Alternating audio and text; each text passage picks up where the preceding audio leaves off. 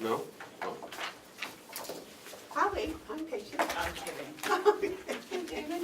Or, Okay, so, you're all set?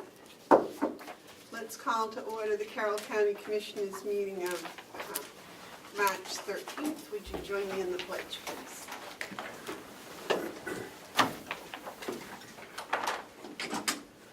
I pledge allegiance to the flag of the United States of America and to the republic for which it stands, one nation, under God, indivisible, with liberty and justice for all.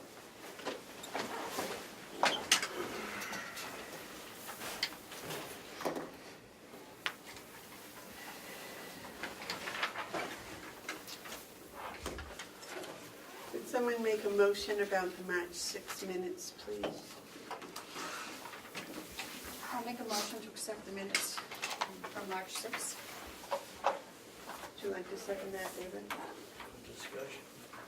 All right, motion's been made and seconded. Are there any additions or corrections for the minutes?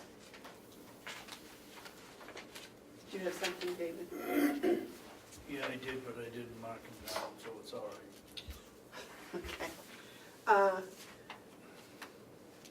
There's no further discussion. All those in favor of the minutes as written, say aye. Aye. Aye. Those opposed?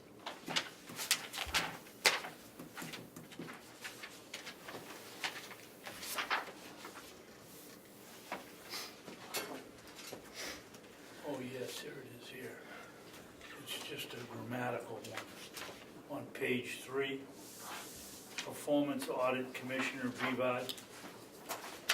You mean to say discussion of the Performance Audit Commissioner Bevard said. Doesn't change anything in the minutes. She is not the Performance Audit Commissioner.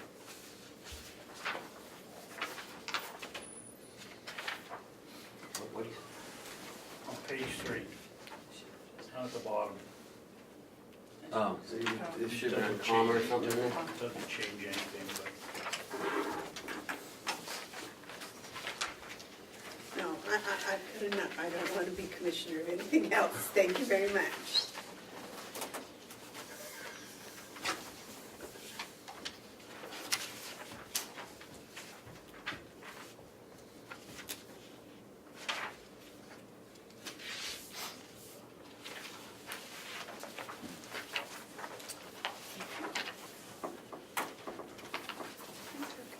don't you think we should have a vote on it before we? Oh, all those, I thought we did. Before we did. sign it? Yeah, I thought we did. You guys all did. voted.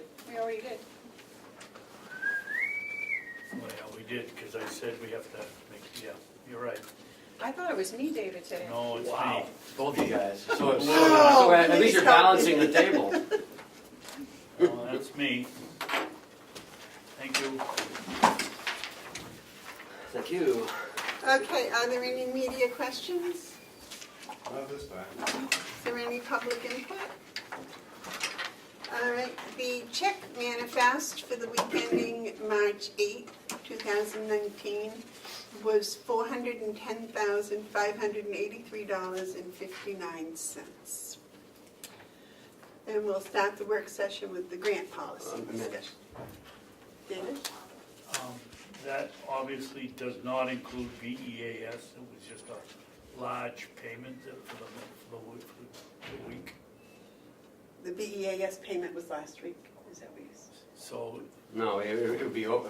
That's It'd that's be over. 435,000. yeah. So we just Itself. have a large month, a large week of bills. Okay. Oh, I are you trying signed BEAS check 2 weeks ago, I believe, or a week ago. There's one in here last week. So it wasn't last last week. no, it was last month. Okay, well, we're all on the same page, at Okay. least. It's just the pages are numbered different, like, Our grant policy just, Mm. yes, David. I did that for a reason, because when the B, I knew it was, the BES wasn't in it, because the BES is 400,000 by itself. And I was just setting this up so that when we tell the people in next week when we have the BES, that they understand how much money we're putting on, spending every week. Okay, under the work session, we're going to start with the grant policy discussion. And I believe, Ken, you got responses Yep. from all the department heads. Yep, so there were some changes made.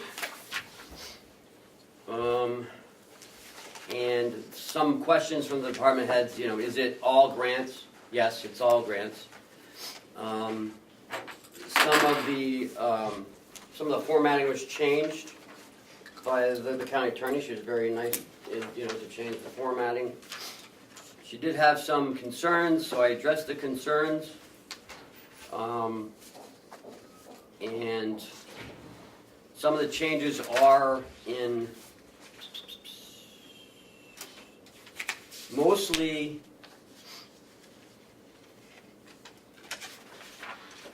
on page 2 at the top, 2, acceptance of grants, and letter D, we added in and the county delegation, because remember, the commissioners have to approve it, then it goes to the grant review committee, they make a recommendation to the full delegation, and then the delegation votes to accept it. So I had left out the county delegation. Added in also were on F, on 3F, we added in that myself and the controller will conduct on-site financial review of the sub-recipient grant programs. The county attorney was concerned that, you know, we were going to look at all the grant stuff, and that's not our concern. It's just the financial piece of it. We don't care who she services or you know, who the people are in the victim witness program. We just care about the finance piece. So we added that in. So I changed it to the financial review. And on. That, excuse me, Ken, Yep. that has to be put into the budget, right, as a income and then expense? Yes, you have to both offsetting. And also we have to make sure that the expenditures are meet with the appropriation line. So your travel goes into travel, and you know, education goes into education. And one more change would be in 5, record retention. The county attorney has more stringent record retention policy, so she recommended that we add in or in compliance with the departmental records retention policy, whichever is more restrictive. So for the minimum, we'll hold on to this stuff for 3 years minimally. Doesn't the sheriff's office have to hold on to? I don't know, again, it's up to him, it's up to his, you know. Whatever his policy Right, is, yeah. okay. And other than that, that was it. So, David? Yeah, Ken, who is ultimately responsible if you and the finance controller only check the finances? Where, this is an acceptance program, but where do we have anything about who is going to actually make sure that the grant that's given the county is done properly? It's having the fox guard the hen house if you get the person that receives the grant being the one that's checking it. Shouldn't there be something in here about the commissioners will be ultimately responsible for making sure that all provisions of the grant are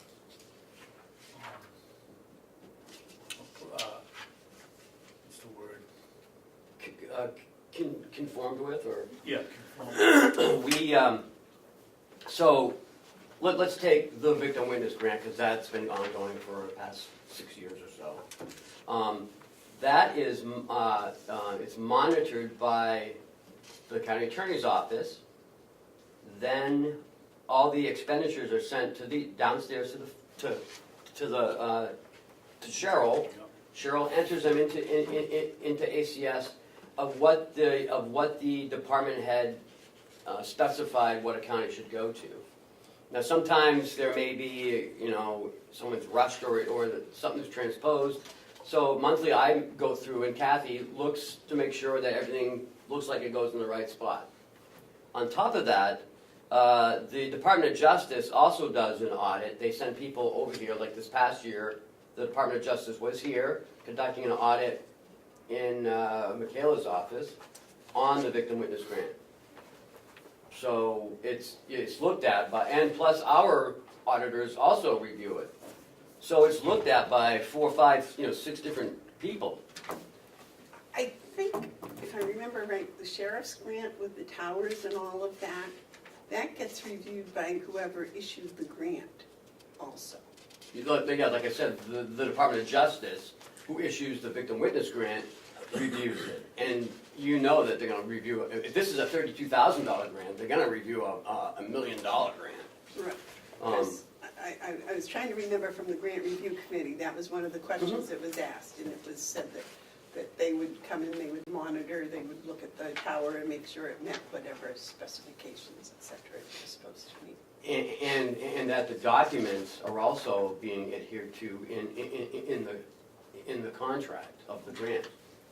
So I think it's You feel comfortable? I feel really comfortable because it's reviewed by 4 or 5 different people from different subsections of the government.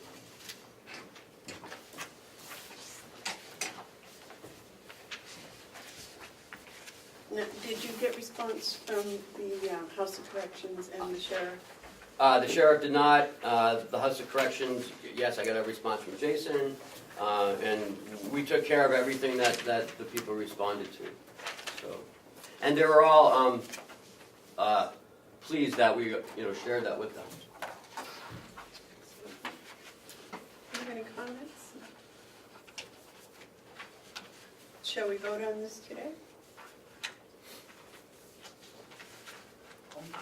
I'm okay with it, if David is.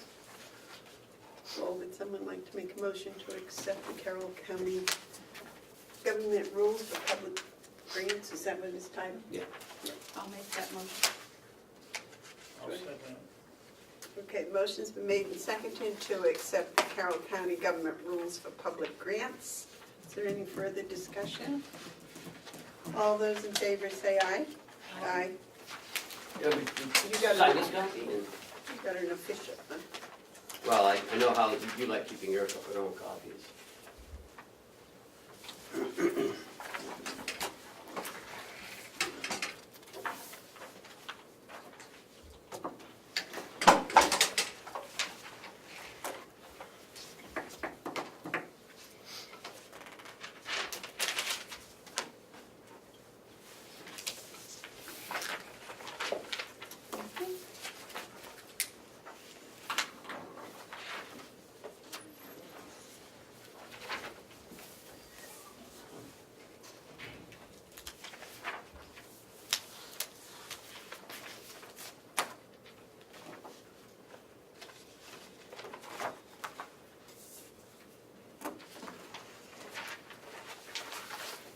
There we go, one down. Next is the credit card policy discussion. Do you have an update on individual accounts, Ken? No. What do you mean, individual accounts, an update? A number of weeks ago, the board voted for each department to have their own individual Yeah. credit card account. I don't know if you had an update on that, because you had been studying that. There were, well, that's why I think we should do this, because a lot of department heads voiced concern over that, especially the finance office. So Kathy's coming up to discuss this as well, because as it relates to her, she does all the tracking of the credit card along with Cheryl.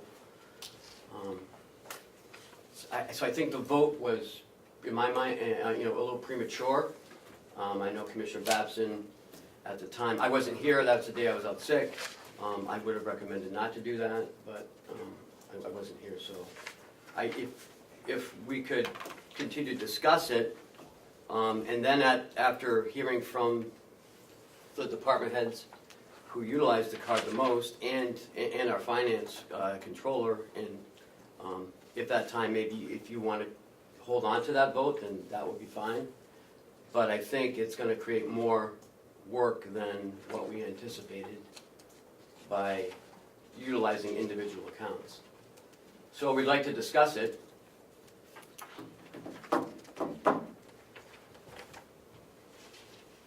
We're here. Okay. So, would you guys come on up to the table? Well, where's Jason? And I'll run down to Kathy.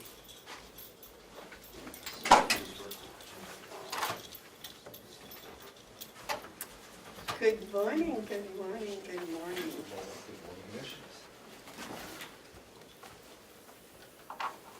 Hey, can you come up now? Thanks. So we've been, last week I handed out a packet of 6 or 7 different policies from different counties. You all have one of these in there, in your packet? Lisa doesn't have one yet. Jason, Howie, myself, and Commissioner Babson went over some of the packets yesterday, and what we came up with was what's in front of you. Now, I don't know if you had time to review some, and if you have some input, we'd like to work through this. Now, the nursing home and the jail utilize the card the most. And Seth has been here, how long now? About 6 months. Okay. Can I, Madam Chair, may I ask a Yes. question? Sure. If you guys all had a meeting yesterday, why weren't Amanda and myself included? I mean, it would have been nice to sit with everyone too. Well, we wanted to bring something forward to you to review, and that's why we're all sitting here today. This isn't what we say is going to be, but this is the one that we think should be. You guys can, add anything you want to it, subtract it. Howie, Jason, and I were, and Kathy has reviewed this as well. We're meeting because we wanted to bring something forward that we thought. Commissioner Babson was here and he just popped in, so it wasn't like he was invited. He's always here, so he just popped in. May I ask, and who else has credit cards? I mean, are all the department heads that have credit cards here today? Well, I mean, the nursing home, the sheriff has one. His is separate, right? Yeah, it's a separate. The attorney's the only one. No, just Susan. Susan and me. Right, but you're all, I mean, Right, Within it's the under one department. card. And the attorney's. Mr. Babson, the county attorney has one too? Yes. Is she Yep. not? No, she's not here. Again, we're not going to decide this today. I Right. mean, this is going to be a work in progress. So, we went through 7 of the policies that we had. We reviewed them, and then we, the 3 of us, basically, decided what we thought it should look like. And some of the things that we thought was something we'd like to see is at the end is the person who has a credit card would sign and acknowledge. I'm not sure if some of the language in here, I'd like to have this reviewed by our counsel before, because it says if the county if the county initiates legal proceedings to recover amounts owed to me in this agreement, I agree to pay all legal fees incurred by the county in such proceedings. I don't know if we can do that. So again, I do want to run it by our legal counsel.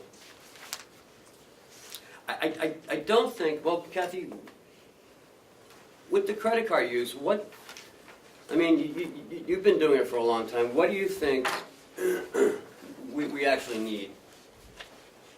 I mean, it's not out of control by any means. No, not at all.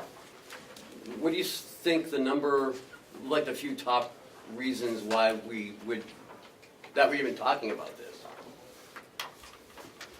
Well, I'm not really sure, because the problems are, occasionally we have an issue with certain departments not turning their stuff in appropriately. This basically just solidifies what we've been doing for years, but also signing off on that, accepting a credit card, and accepting the responsibilities that go with it. Most of the time we don't have problems with people using it inappropriately. That's pretty unusual, really. So, but this clarifies that a lot, I think. And not every department needs a credit card.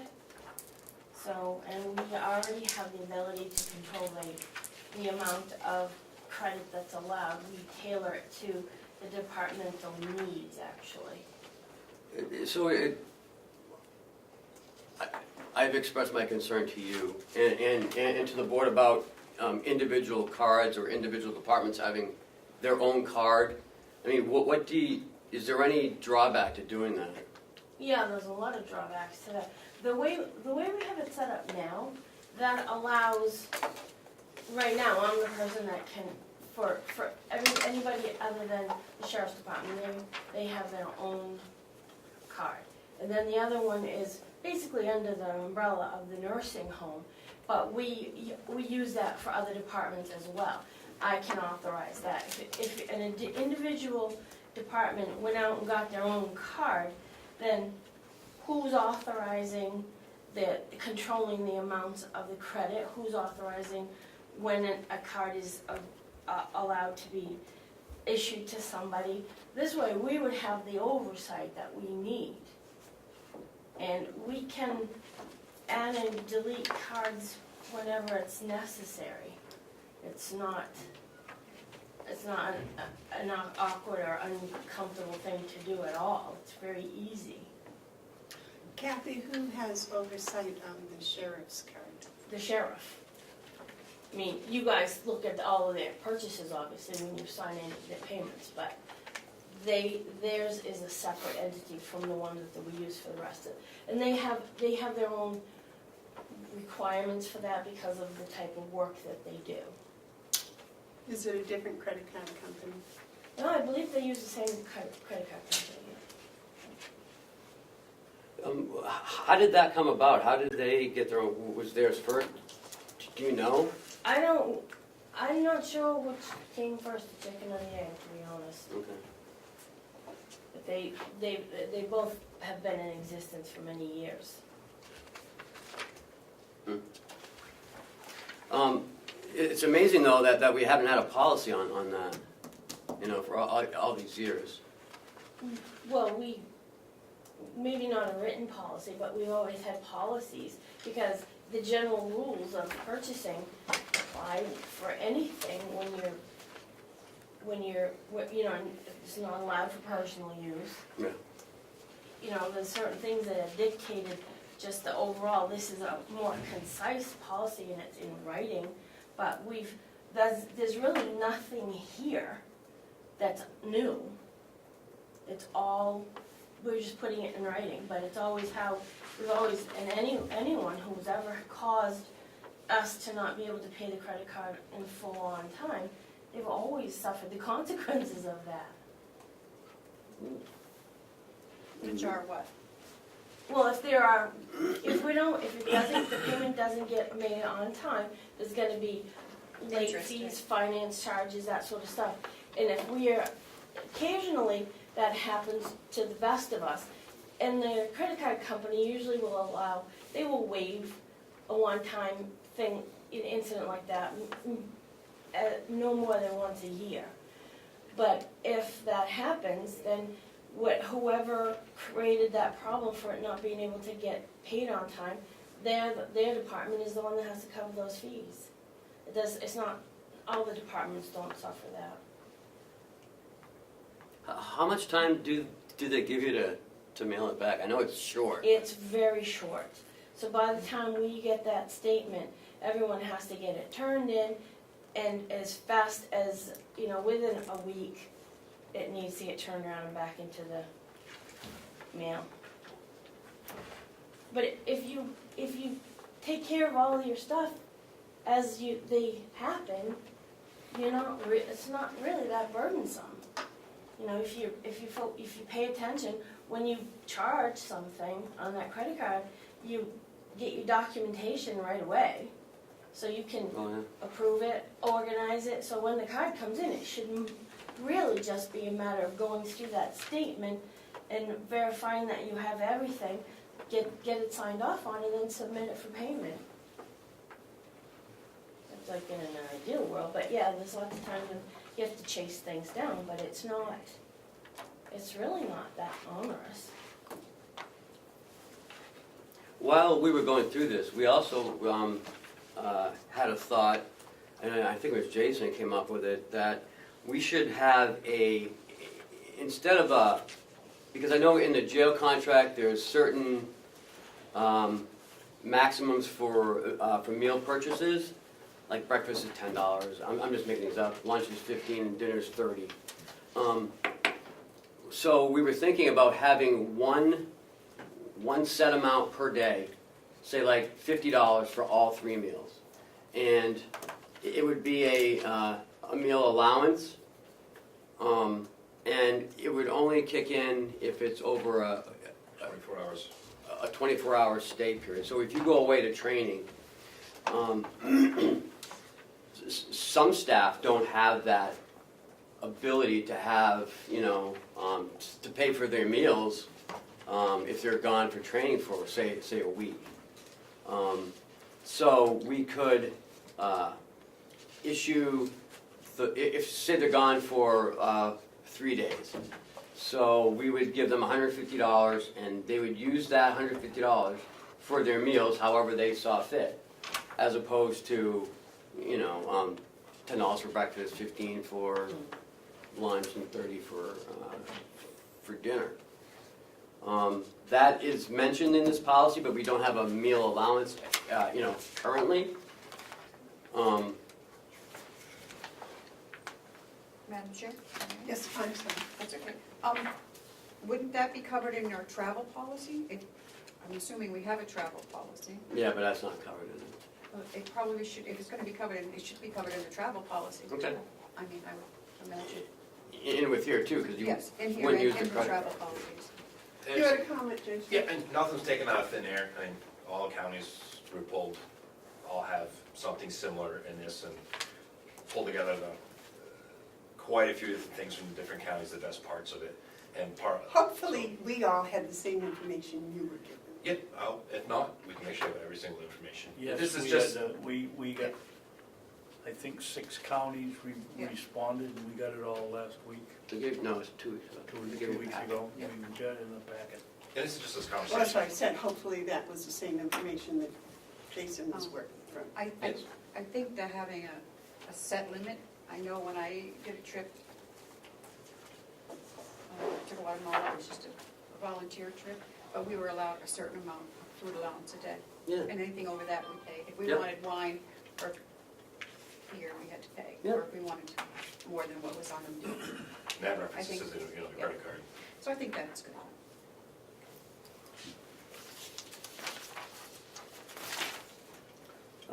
We are using Amazon now, so how does that work? We don't use the credit card for that anymore. Nope, we get a statement just like any of our other vendors, and at the end of the month, we match up the statements and send them, or the invoices with the statement and send them over. Net 30, so. Oh. So did you have any, did you want to add anything to the ones that you guys reviewed, or did you have anything, or? I have questions for Seth, that's what I have. Okay. I've always had questions for Seth. With the Amazon, that has eliminated a lot of good use of your credit card, right? Yeah, it's eliminated a lot of the need to go and use the credit card online. Now, if there were a central purchasing office or central purchasing for other departments that could give what they need purchased to you and it would run through a purchasing office, Right. would that eliminate the need for a credit card for purchases? No. Not for meals, I understand that, and travel, but Probably not. I mean, there's so much of a wide variety of what we use the credit cards for that I don't think the Amazon would take away that need for the. well, no, but I mean, if it went through a central purchasing, There's just, then your credit card would be there's a lot of used to one-off- purchase those things. yeah, there's a lot of one-off purchases and places that we don't, have accounts with. I know Susan has a lot of stuff that she has, she goes to like job lots to get entertainment stuff for the residents, and I just don't think you'll ever eliminate credit cards from the purchasing. But if they were all under the purchasing office, Yeah, I still think you're gonna have here and there some items that are just gonna have to be on a credit card. I don't think you'll ever eliminate that. yes. And just know, Amazon, we're doing the same thing too. We are now, after Seth got his set up, we finally were able to, you have to get invited, kind of. Actually, Yeah. you have to get an invite from Amazon to be able to do this, and we finally got our invite to be able to do that, so now we are also set up to do invoices too, which is so much easier Right. than, The credit card was a nightmare. it was a nightmare, and so our stacks of paper can go from this down to this, once a month, so that has been very helpful. Can you buy supplies for the jail, training supplies and things through Amazon also? Sometimes, depending on what it is, they don't necessarily sell all the law Base. enforcement stuff that we need. Sometimes those do other vendors. But we get a lot of our regular supplies and those things all through Amazon. Some are cleaning supplies. We actually have a different company. It's actually a lot more inexpensive for us to use them than it is for Amazon. But we compare prices all the time. Anything from drug cups all the way through clothing. So we do our best to try to keep costs down. Cleaning supplies aren't bought by all departments through one place? I'm not sure how Bob does it. And all of us use the same thing, like I can't use some of their chemicals they use over there in my facility. I can't use anything that has alcohol or bleach or anything else inside of it. So there's specific chemicals for a jail. It's called Simple Green, we use that, and some other stuff that are specific to us, the residents that might use it in ways they shouldn't be using. So there are big differences. Yeah, no, I mean, we have one vendor that we use specifically for our cleaning supplies, but just at the nursing home. It just seemed that it would be a bulk rate. Yes, David? Thank you, Madam Chairman. Can Seth or Jason tell us what changed with this Amazon maneuver? We used to call in and you had to give the credit card for you ordered the product.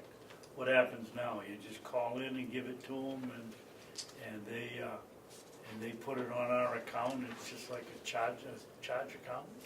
So basically, it's just, at the end, you can do everything online, and at the end of when you're wrapping up your purchase, it just asks you different things. So it used to ask you, would you want to apply it to your credit card? And now it asks you pay by invoice. So you just check off pay by invoice, add your PO number, and that's pretty much it. Then you get an email with a copy of your invoice. And I think the best part about it is that when we were doing it on the credit card, it would, anytime it shipped something, it would make that a separate charge. So when the statement came out, you had to pick through all of your purchases to figure out the amount. Whereas now, every purchase is its own purchase. And the same amount, it's all separated by invoice, so. You pay once a month? Yeah. And before it was paying use, now you saw we had things on back order, it'd be on one sheet, it didn't show up in that order, so it was just as difficult for you as it was for us to go, we got these two items, not that item, so this number doesn't match up. When we go over to poor Cheryl, she's like, did you get this? We're putting notes all over the place. This is not in, this one is in, these two go with that. We'll get this next month. So now it's a lot cleaner, it's a much cleaner process. For sure. Does this guarantee that we have a purchase order for every single thing you purchase from Amazon? Yep. Thank you. Do we, Madam Chair? Yes. What about paper products and office supplies? Do we have do you take care of all that and it's divvied out to the different departments? Does each department have to buy their own? I handle it for just the departments at the nursing home, but yeah, so when I get an order, so we keep a sign-out sheet in our office supply room, and Sasha actually prints out those lists for me and sends them down, so when I put in an order for office supplies, I can, take out, each department what they checked out, for based on what we need to reorder in. So I can divvy it up by the codes that way. Just in the nursing home. Oh, just in the nursing home. So, like, if we needed a paper, writing paper, Yeah. we'd have to go out and buy it ourselves. We couldn't come, you don't have a centralized place for all No, this kind of we're not supplies. centralized, no. So it seems like that would, Working in that direction. yeah, okay. And there's some things like we again, look around and see what's cheaper, and use the state contracts if you find something cheaper, but like toilet paper and other things, because they buy that and we go through the nursing homes. We put an order, there are things we order through a nursing home that save us money, and other things that we're able to go out to look at that are cost effective for us. So we do what we can with them to buy things that save us stuff. Does that go into Jason's budget account? Yes. It's separated all out. So you can kind of slide it back into the nursing. No, we get all, depending on where there, we get the bills for it. Well, we wouldn't want him getting away without paying for his paper. Trust me, that does not happen. So is there anything that you have any comments about what's in here, or don't like, do like, or? Well, they doesn't like it all, they put it in, right? Well, You have 4 people, they're probably all not gonna agree.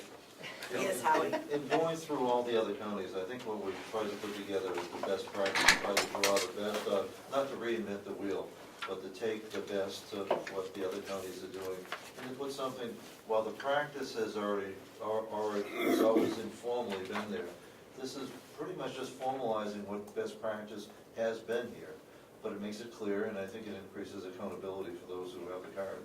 It seems pretty similar to the one, I think it was Belknap? Yes. yes, a lot of it is Belknap's, and then some other places that had other things that were important, I think, that listening over the years that you guys had of concerns, been here long enough. The other thing I do like on this is the form that says that accept responsibility. It's not just the department head, but some of us, like when I have people that do go on trips, I have to give them a credit card sometimes, they have to sign this form as well. They're responsible for these type of things, and they're gonna pay back the county if they mess up, and they can be held accountable to discipline up to termination if they're using inappropriate. So it protects the county liability-wise all around, so And, we've never had that. and Ken, you're gonna check this out with the attorney to make sure Yeah. this is illegal? Okay. Also we have, we're gonna make up our reconciliation statement. That was a good suggestion from I don't know who, it was either you or Jason, it was Howie's. That sometimes, because say someone uses a credit card on the 1st and the bill's not due till the 30th, and they're at a meeting somewhere and they have to buy lunch or something, they may lose a receipt. So this way, they come back and they fill out this form that would be approved by our auditors of, well, Howie, why don't you explain it that way? On occasion, in a typical scenario, Susan with therapeutic recreation has people going out to the bus. Well, you buy 4 residents ice cream at Dairy Queen, and that receipt blows off out of the bus.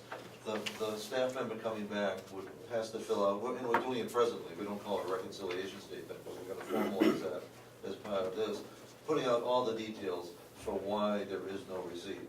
so that it's fully documented. Now, the policy actually provides that if this happens too often, that's a reason for pulling the credit card. I mean, it has to be an exception, not part of a standard practice. It's not to circumvent the need to have a receipt. Because filling out all that paperwork is its own punishment in itself. But should a staff member not be responsible enough to keep receipts, we're clearly reserving the right to keep them from using a credit card. And if I could add that, it happens quite a bit when you look at gas receipts. Because 24-hour day operation, a lot of pumps are open at night, even though the store is closed. And if they don't have, the receipt is not filled up with paper, which has happened to me many times, you have to go back and write out where you got it, what time, and we use the odometer, everything else. So that does happen to staff quite a bit. Don't you use a Wex card? Yeah, it will come on the end of the statement of the month on the Wex card anyways too, on the billing, but as for the actual receipt, which we want, which is part of our mandate to have, sometimes doesn't happen, so we would use that reconciliation, which we do now. We don't call it that either, reconciliation, we actually type it up, it was on this date, here, no receipt, here's the reason why. Yeah, but she's asking, are you buying gas with your Oh, credit yeah, card? that's why they use the Wex card. No, with your credit card. No. The way you said it, it sounded like you used the No, the we credit use card. It is 3 days. It says here that, that they need, all receipts related to any purchase has to be submitted as soon as possible or within 3 working days to the department head for approval. Well, that's basically turn your slips in, Okay. which is over to nursing home, they all need to get it over to Seth. Right. Then Seth is gonna have to make sure that matches up with the statement when it comes, and then he's gotta get it immediately over to our office to get it paid. Do you see a lot of that? Slow receipts, slow It turn? varies. I mean, I think it's getting a lot better since the first statement I've done. But I do like the idea that there is a set time to have it to me because that statement comes, I mean, I know that they do it online on the 18th, so I like to have it all ready to go so I can, so the quicker they come to me, the better it is. So It's always on the 18th? I believe so. That's pretty much what the end of the statement period is. Madam Chair? Yes. I mean, the 3 days, I agree if you're here, but what if someone's on a trip and they're gone for 5 days? I mean, they're at training, I mean, they're not gonna be able to turn in their receipts within 3 Well, days. that's, So, It says as soon as possible or within 3 days.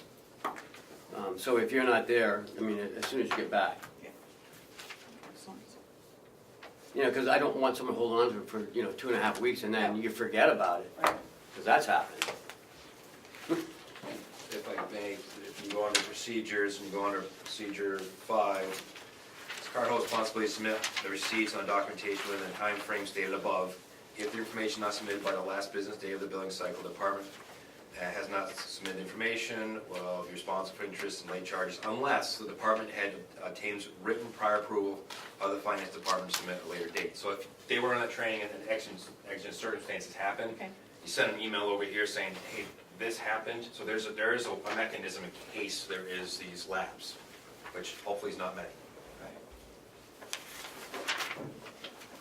Stephen? Yeah, from my notes from yesterday, under policy A, I show we were going to strike only if a purchase order cannot be issued. Charges for supplies and equipment shall not exceed $5,000 per month. I show we were gonna strike all of that and have it read fuel, material, supplies, and equipment, and that was all under A, but you've put in only if a purchase order cannot be issued in your updated. I don't remember. That's what I had for notes yesterday, but and again, it's work in progress, if that's something Right, going out. yep. That's what I Well, thought we had for notes. did I not get it down there right, or did we, I thought we struck it because we all know the $5,000 policy, and we discussed it about having a purchase order, and in fact, I think it was your suggestion, Jason, to take out everything but fuel, materials, supplies, and equipment. But then if you look at B, why would you have that in there then? Right, I think that was supposed to be struck out, that's just, on our notes. So yes, I believe that only if purchase order cannot be issued, I think that was supposed to be taken out because B addresses that, right? Or Kathy's got, oh, my bad. My question is, who determines whether it's practical? Kathy? When it's referencing a purchase order there, we're talking about established accounts. So the intent of that is to, if you can use a purchase order when you're buying something, like if he's buying something from McKesson, he's not gonna go and use the credit card just because it's easier. So that's what that's all about. And it also does address, without specifying, it just says you can't break up purchases in order to try to circumvent the purchasing policy anyway. That's in there. So that the reason that when they're talking about a standard purchase order, it's when you're gonna apply that to a normal existing account that we get billed.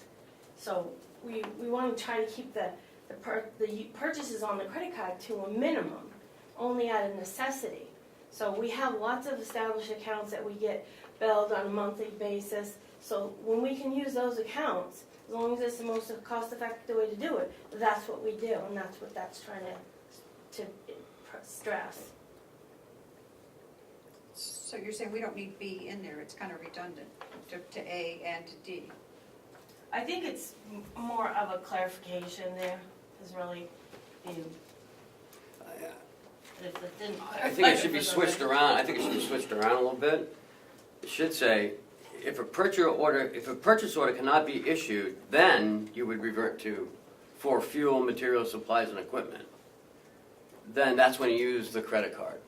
Yeah, I'm sure if you want to combine those and reword it, that's not a problem. Yeah, maybe that's what we should work on, that rewording. Well, because I brought up an example yesterday of North Country Tractor. We have an account there. Let's say someone goes there to buy 8 bolts and they pay with the credit card. Well, I mean, that doesn't make sense because, first of all, it's 8 bolts. It'd probably be, $3. Oh, depends on what kind of bolts you're buying. Okay, $30. And, we have an account there, so you shouldn't have used the credit card. I think that's what that's trying to say, is what you just said. So when it's practical. Does each department have a list of vendors that we have accounts with, so they know that when they go there? Well, each I'm sure department they knows do, who but they I mean, use, but- yeah. And it's kept over here. Okay. Well, that was my question I was going to ask, because can all departments use that account, or is it just certain departments that can use that? That I don't know. I don't know about that. Jason? No, it will depend. I mean, like sometimes the farm, sometimes they're separate, and that's for billing purposes, we need separate. So sometimes like when the farm has to get us stuff, they'll go up to, say, Track Supply and say this is for the jail, so it'll come back and hits us on the jail. You don't want all just one account and a bunch of us all sharing, because then it's gonna come a nightmare again of who is spending what, because they won't separate it out. It'll just come to Carroll County and we'll be talking on the phone for days. So each one of us has accounts that we do need under our own name. That was my question, because I can see where that would get, a hardware store account under the Carroll County would be quite a disaster for the accounting office to try to figure out who got this and who got that. Napa's one of them. Sometimes we have Napa, can be, if I'm correct or wrong, Napa's one of those ones that we kind of go, is this yours, is this yours? Because that is kind of a shared one. But it's so small, we're able to figure that out, but those kind of issues pop up. Well, Rashawn's the same way, so that's a good example, Amanda.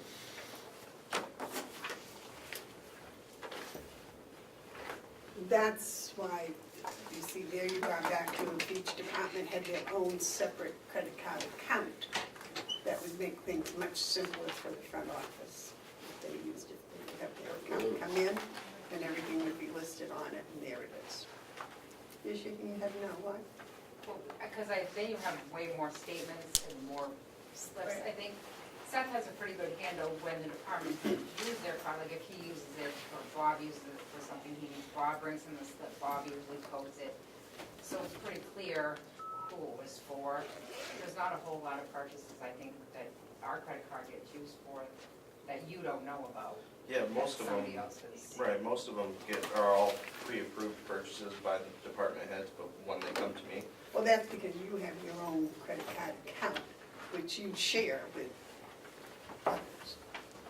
The others, if they had their own credit card account, wouldn't be messing up yours. No. yeah, I don't think it's even a thing of messing up, I just think that when, so I'm not saying it would make it extremely difficult, but we would have a statement for every single, department, and we separate it now, like, pretty simple to separate it right now by code. So it would just be another statement to reconcile, whereas, But it wouldn't come to you, it would come to me. not if there was a separate account for each department. If Jason had his own separate account, you wouldn't see it. He doesn't. I don't see it. It's broken up anyways. I only get my bills off the credit card. He gets his bills off the credit card. We go through and code it all. So it would be the same thing. So, except for then you're gonna have multiple different credit cards at different times. Kathy can explain that a little better, but, this helps, let's talk about the elephant in the room. This helps with, there's certain departments can't get their stuff together. And we've run into many times, they're late, they can't get their, or find slips, and then somebody has to get whacked for the interest and charges. That's what's came So from this. will take care of that's it. why Commissioner Babson and the rest of us felt that if each department had their own account, they would have to take their own consequences. And it's addressing, if I'm supposed to be venture, this addresses that. If you're the one that's late, the charges go to you. Your department. If we can, excuse me, if we can Yeah. find out that that's legal, that we can actually do that. No, the two different things. One he's talking about is a personal liability, being sued if you leave. But for the department that has incurred the cost, that's in almost every policy that we looked at. If a department is late, it goes to their budget. Last week, there was a late fee, and nobody was responsible. It just happened, right? It got there late. You told me nobody was responsible. Technically, nobody was responsible, nobody messed up, but the mail was not quick enough. Yeah, so you see, if there were individual accounts, I think it would stop that. Yes, ma'am. That wouldn't change the thing, Amanda. Right now, we have an umbrella, that the account that's listed as the nursing home, but each person underneath that has a card has a separate statement. So I understand that. right now, what we have is everybody who has their own statement, they all have the same time frame where that has to be submitted, so that when they all get submitted at the same time, is what this is, it's dictated by the statement billing policy anyway, this frequency. But separate statements is just gonna make it more awkward, because right now, one account with individual statements, we can cut one check every month. You get, everybody has their own separate statement, separate account totally, then each one of those is gonna require, and depending on when they get their approvals to get their, set up their account, they're gonna have a different billing cycle. So we're gonna be cutting a whole bunch of checks. 5. So, You only have 5 departments, right? well, it depends on who needs them. But it won't make it any better for the nursing home if you broke out their account, because No, that account over at the nursing home, I think, is fine. That's not, But Seth's taking care of that, that's no big, I'm not- that's under, it's the other ones that are causing the problems.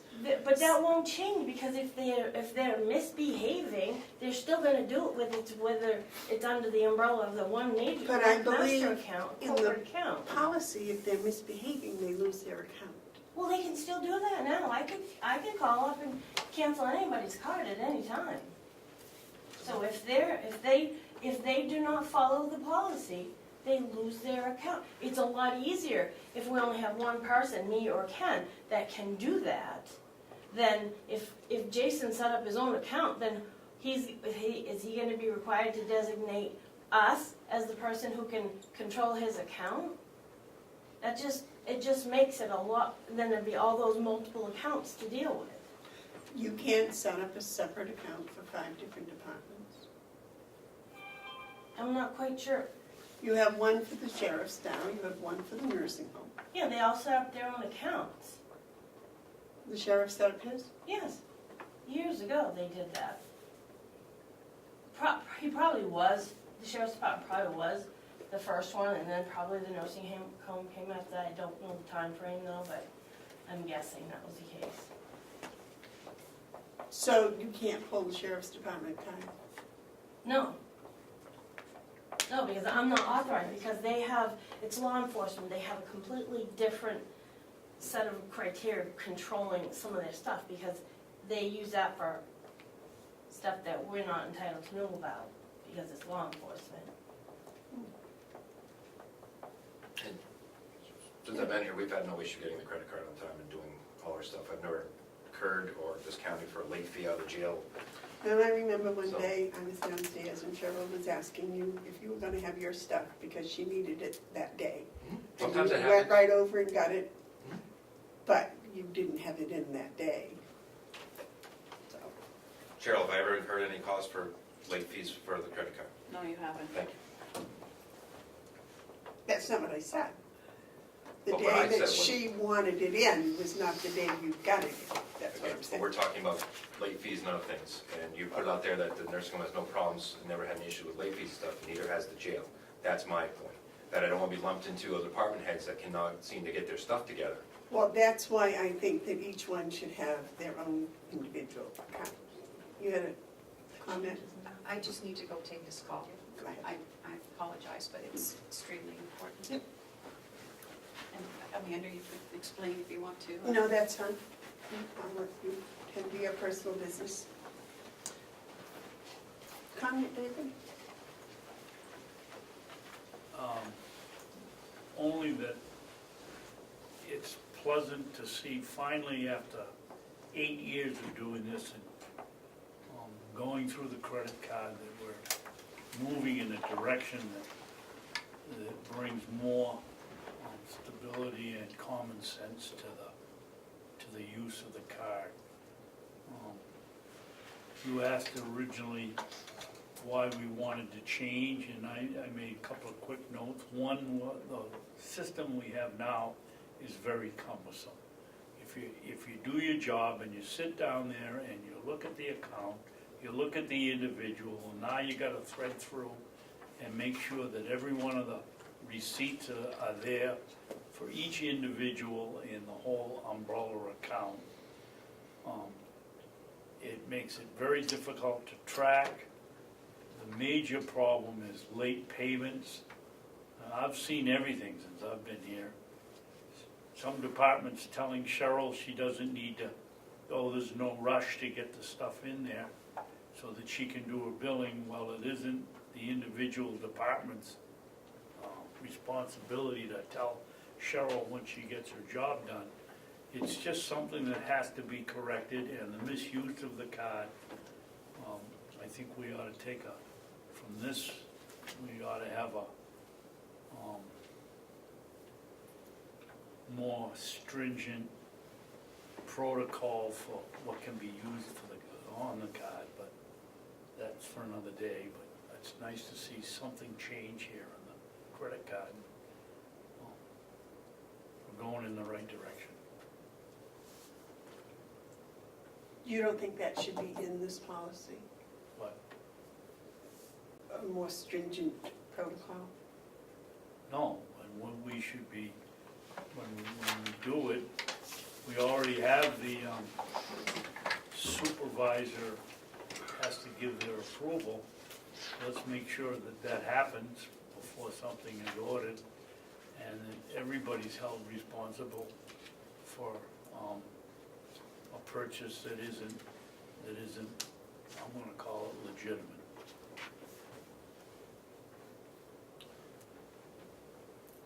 So I think with Seth here, there's been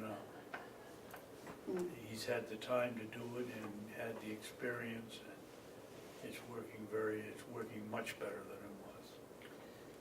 do they get your approval before they use the credit card? I mean, Susan is kind of different in the sense that, you know, when I would get the approval of Susan for someone to use her credit card. So realistically, Susan is using her credit card, so. And Susan checks with me for anything that's unusual and non-routine. You gotta go. Right. So, and everybody else, it's normally, they come to me for the purchase, and it's normally a department head that comes to me for the purchase. So I get the approval ahead of time before I go, and I check with pricing after the fact with them before I even use the credit card. So it's, you have that fail-safe of always having that approval, and Susan pretty much is approving, you know, her purchases when she has the credit card that she has to run out and go get stuff. So, you know, we have that fail-safe of everybody being approved ahead of time for the purchases. Well, if for example, Susan has to go and buy paper products for a party or something. Right. Does she get your approval before, or does she just go and do it and then give you the receipt? I would probably be looking for her approval, so she does go and get it and then just gives me the receipt, but. Okay, that was my Yeah. question as to how that worked. David? Seth, how much trouble would it be? We go through this thing, and sometimes in 1 week we'll have 4 places that we've gone and bought office supplies, paper, toner, you name it. And I'd like to see this, it isn't the credit card policy, but something in here that anybody purchasing, let's say, office supplies, checks with one central place, which would be you, to see if at that same time 2 other places don't need 3 or 4 reams of paper too. We don't have any cross-reference here for usage of common items. The jail does with Howie on some paper products, but on office supplies, and there's one department here that purchases all of their own. And then we purchase down in our office, we use the Conway supplier. There ought to be some overlap to check and see if other departments need something, but we can't put that on your shoulders. You got enough to do all day long. Doesn't matter. I mean, obviously, big picture, you know, I'm not saying that can't be a thing. I'm still kind of establishing vendors for, you know, the nursing home right now. I'm working with Staples, and right now I have no idea what everybody else uses in the county. So I mean, I don't know. Everyone has their own like procedure now. So obviously that was something that, you know, we'd have to check if that would be Yeah, that's right. easier or beneficial for everybody else in the county, you know, but.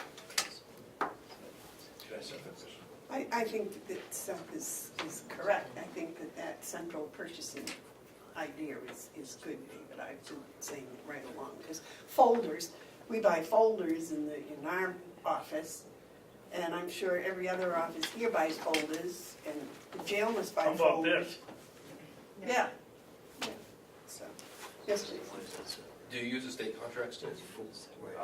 We use the Navigator, which I don't know if it's specific to a nursing home, but we get the state pricing through Navigator, for Staples and, Because the state contract, the state website has every contract that's out there, and the counties can also jump on that. Any of that pricing that's on state, we can use. right. And sometimes you can get better deals sometimes on your own, trust me. Well, yeah, no, like I said, I think it's a complex thing to, you know, everyone, like I said, everyone's got their own procedures that they follow and what they buy, and it would be something to look into, but, you know, obviously it would have to work for everybody. I just think it would be, the bulk purchase would reduce the price. And then we could store it all over in your little collection office. Yeah. No. Yes. Ken? So we get all our copy paper from up in Conway, Porter office, and he stores it. We buy it by the bulk, and he stores it in his warehouse and brings down 15 cases at a time. So we're not storing it on site, he's storing it there for us, so. We get it there too. That might be pertinent information you might want to know. Yeah, no, definitely, it's good to know. I think the communication should probably be a priority here. I assume they were already using it. Because everyone else is. Did you guys use Porter? I get the paper, WB Mason. Oh, that's pretty cheap. And that's the other thing, is it depends on what you're looking to do. Convenience sometimes is up there, because I don't have spaces to store it all, and I can get it at a cheap price, but then you can also see that W. Mason will have a sale, and it'll drop lower. So if you're looking at costs, you gotta sometimes hit when it's hot, and what you have for storage and not storage, and that's part of the issue. With essential purchasing, you need sometimes a central area to store a lot of stuff, because you gotta hit it when it's right. Right, you would need a warehouse, realistically. We have a beautiful, large, empty building. I haven't seen it, so. Yeah. I don't think I'd use the word beautiful, but. So, Yes, ma'am. so we're going to review this and we're gonna formalize it next week, or are you looking for a formalization? No, this is a work in progress. Okay.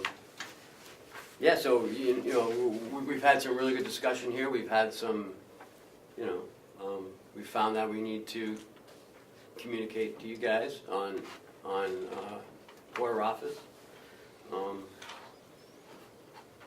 And there should be only 3 pages, not 4, I'm not sure why there's 4, not 5.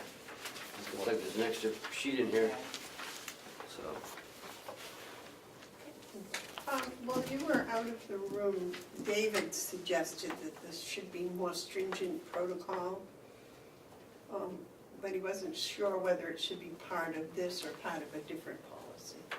You want to explain to Terry what you meant?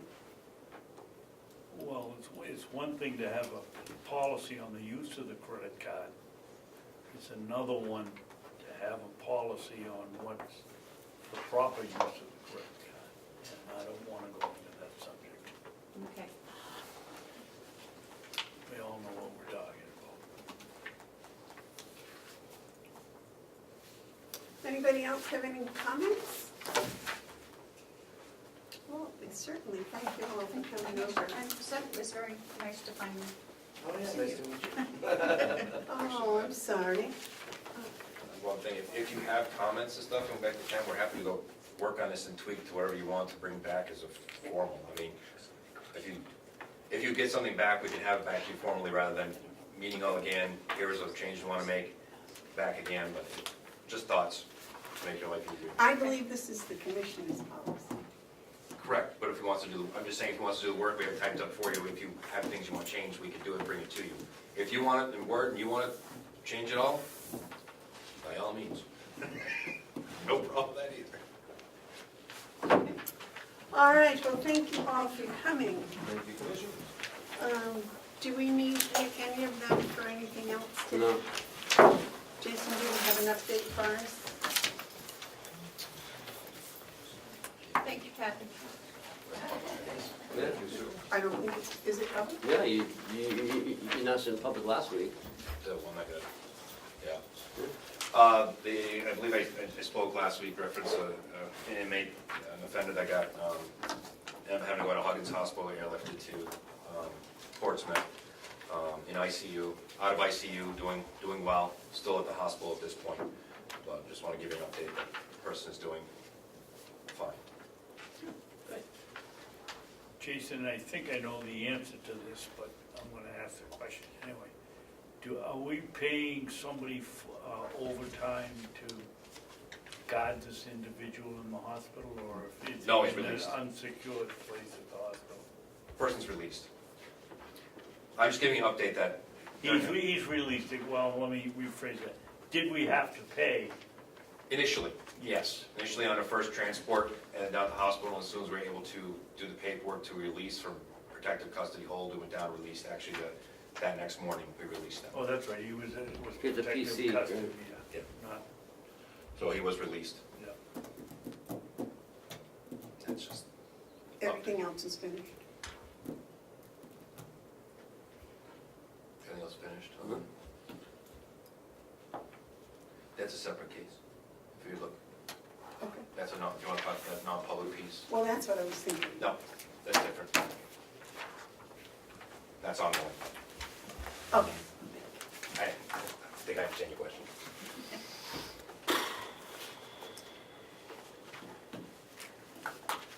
Okay, Thank you. thank you. In your packet, you got some good news. Registered deeds, revenue is sky high. That's great, hope it keeps up. Well, I didn't get, oh, is this mine? That's yours, huh?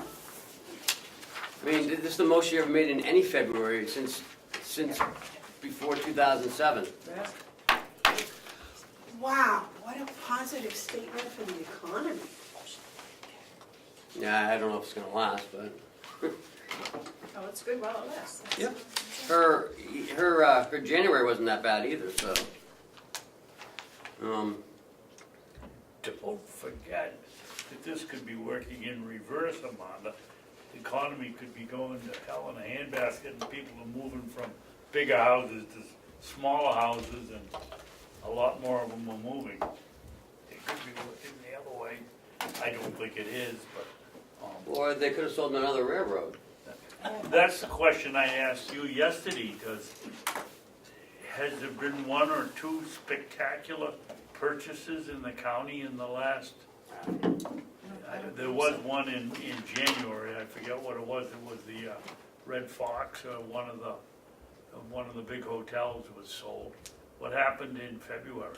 There was another property in North Conway, it's a hotel that had been there for many, many years, has been sold.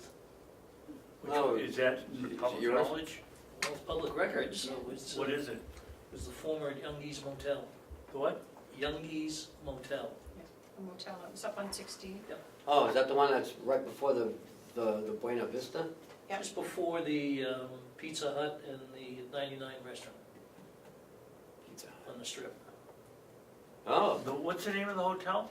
Young Jungies. Oh, Jungies. J-U-N, Oh, that's been there forever. yeah. Is it on the left side On or the the left-hand right side side? going into North Conway, yes. Right side? Left-hand side going into North Conway. Boy, I can't picture that one. You know where the 99 restaurant is? Yeah. Come back, Pizza Hut's before the 99 restaurant, come back, and it's Jungies Motel, big open space there. Doesn't ring a bell with me, but that was the big purchase for that. And that was one, yeah, that was a pretty sizable one. Well, who cares? It's looking good. It's We great can if sell it those. continues. We can sell those every month. Yeah. Huh.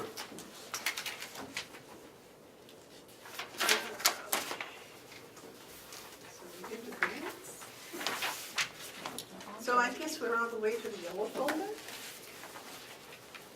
So, I've got the town of Conway check. Are we gonna sign this, or, we didn't sign it last week? Oh, I do have the, is that the one we're talking about for Hale? No, this is Hale's. No, yeah, it is from Hales going to, but we have to pay the town of Conway for the motor Right, vehicles. there was a question on the Yes. $1,000 thing? Okay. I talked to them and they were very nice and forwarded me a copy of the contract. I don't know if you guys have one, No. but I only have one copy, but I'll pass it around. It was signed back in 2004, I believe. How long the contract is it? It's not, it's just like this, and then the second page, I mean, it's very, but, I didn't have time to get copies this morning, but So it's. 2003. Ah. Well, there you go. So unless we renegotiate, I guess we need permission to sign this. That's the one he's talking about. So I'll make a motion that we sign the registry of motor vehicles check for the town of Conway. second, we don't really have a choice. Right.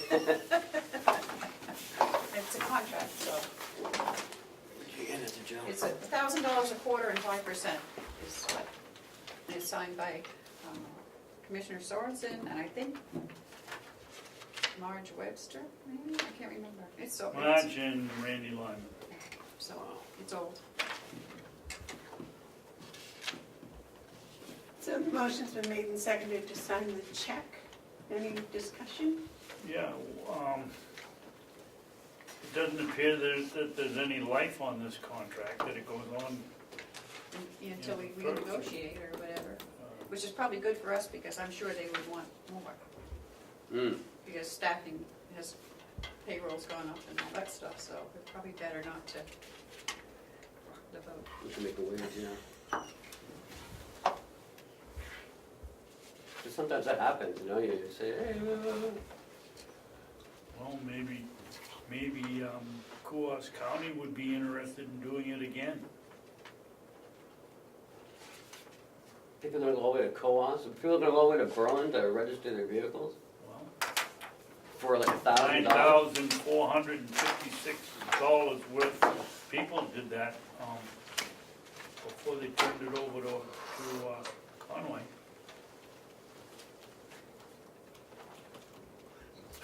Maybe that's something we should ask the people of Hales about before we do it. Well, Maybe that they I can don't use one of the understand why helicopters you'd to write a go to- contract with no way out.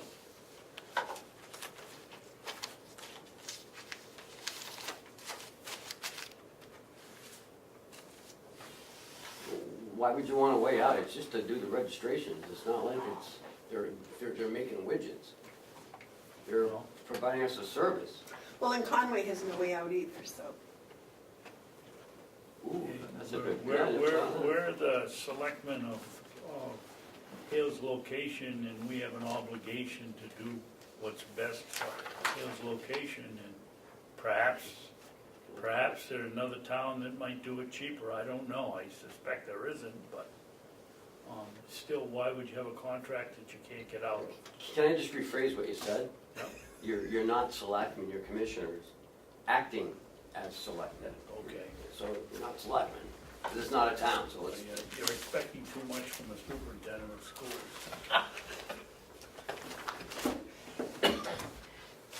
But I would hesitate to say that that wasn't in the best interest of the people in Hales. Just in what it would cost them for gas to get to Berlin with some of those vehicles they're registering. They're not the highest mileage, gas mileage vehicles, some of them. well, then they can take their helicopter over there. Do them all at once. Carroll, here it is. Carroll County may want to continue the same arrangement or negotiate new terms with the town of Conway. We've never tried to negotiate. I think Terry's right. I think you should don't rock the whole boat. I suspect she's right. Does it say Conway can negotiate? No? No. See, I think that's probably right in our best interest, in the best interest of Hales. That's 03, 13. It's like 16 years old. A lot's changed in 16 years. 5%, Yeah. I'm sure it's gone way up, yes, Yeah. yes. You know, I don't understand this. I can walk into my Ossipee Town Hall and register my vehicle without going up to the registry of motor vehicles. Mhm. What happens in the town of Madison? Can they walk in there and register their car, or the town of Freedom and register their car? It's a town. It's an incorporated town. Hales is not an incorporated town. No, but So they can't do all this stuff. But that's why you need towns like Conway to do it. I understand that, but that doesn't prevent somebody from Hales location to walking into Madison or walking into Yeah. Bartlett, who has their own town and can register the car. I don't You think they have to can. go I to- think you have to have an agreement with the town. I'm sure you have to I have can't an come up here and agreement. register my vehicle. No, I'm sure you have to have an agreement, but we're locked into, I mean, this thing is, I think it's because they're unincorporated town, but they're in the town limits of Conway. Well, that makes sense. Yeah, that So makes sense. everything has to go through Conway. There you go. I mean, I'm not, No, but that sounds reasonable. And I think we should stay with that. Is there any further discussion? Thank you. Motion's been made and seconded to sign the check with the town of Conway. Would you read what motion was, please, Cheryl? Commissioner Bevard motion to authorize the treasurer to sign the check for Conway, to town of Conway for, I had written, motor vehicle registrations. Okay. All those, do we want to keep that, or you can give it to Ken, or we can give it to Joe, or I don't necessarily need it. Does anybody We'll want put it this? Why don't we downstairs put in it our, on record downstairs? in our contract book. Thank you. all those in favor of signing the check, say aye. Aye.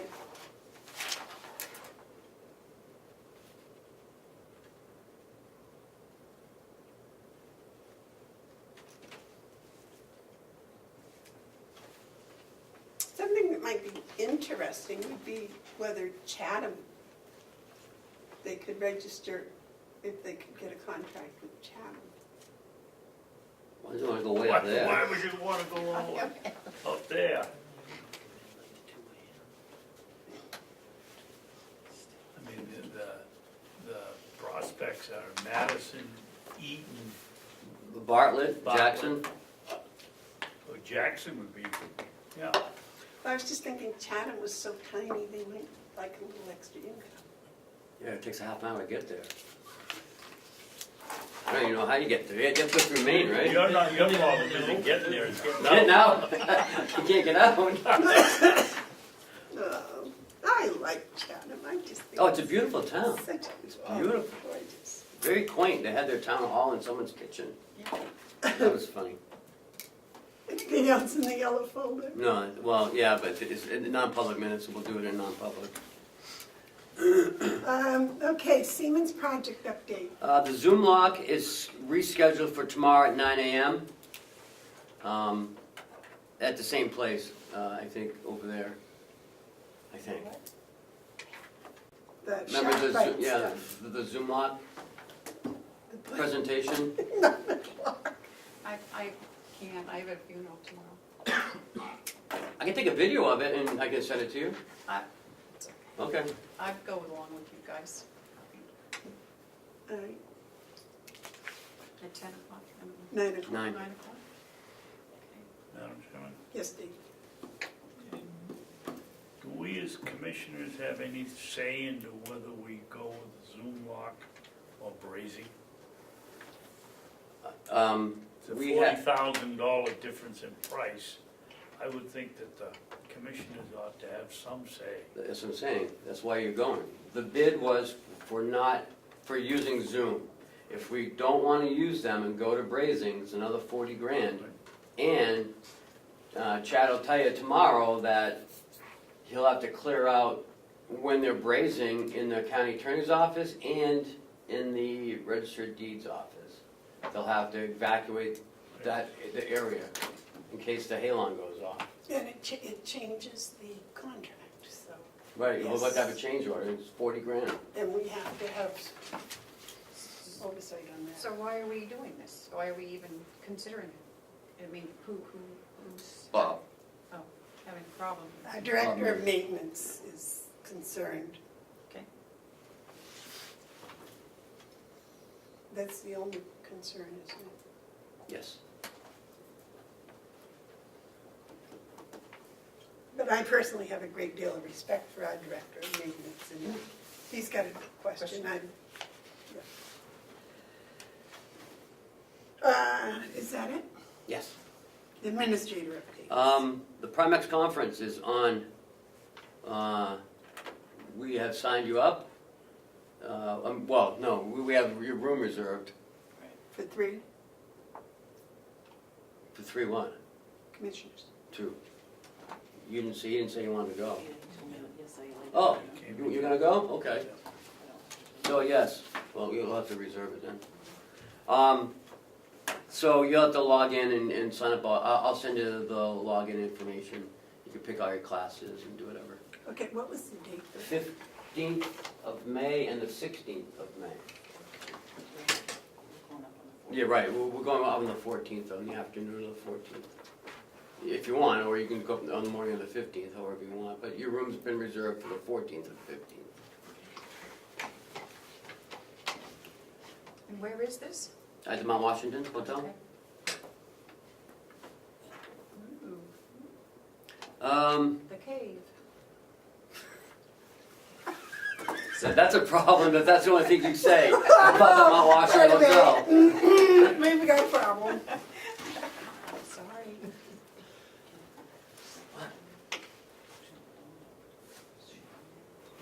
We do it after. I got a call from Steve Knox yesterday about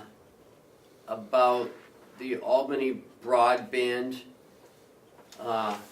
initiative that they're doing. He would like the commissioners to come up for another meeting. It's with some people from, I think he said, from the Chesterfield, Keene area, that they're implementing it over there. It's on March 27th, 10 to 12. At the Albany Town Hall? Yes.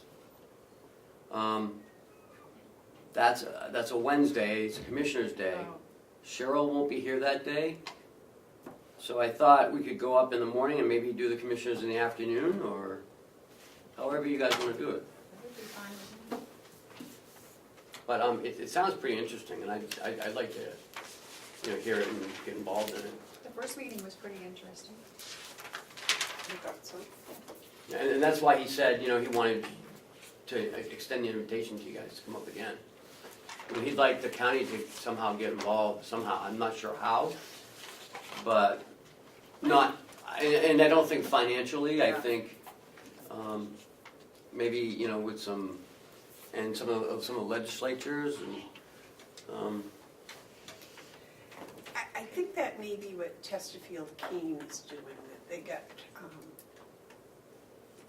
and there was someplace else where they started a little hub, and I think the selectmen helped, and the businesses in the community got the little hub going, and then the extended businesses paid for theirs.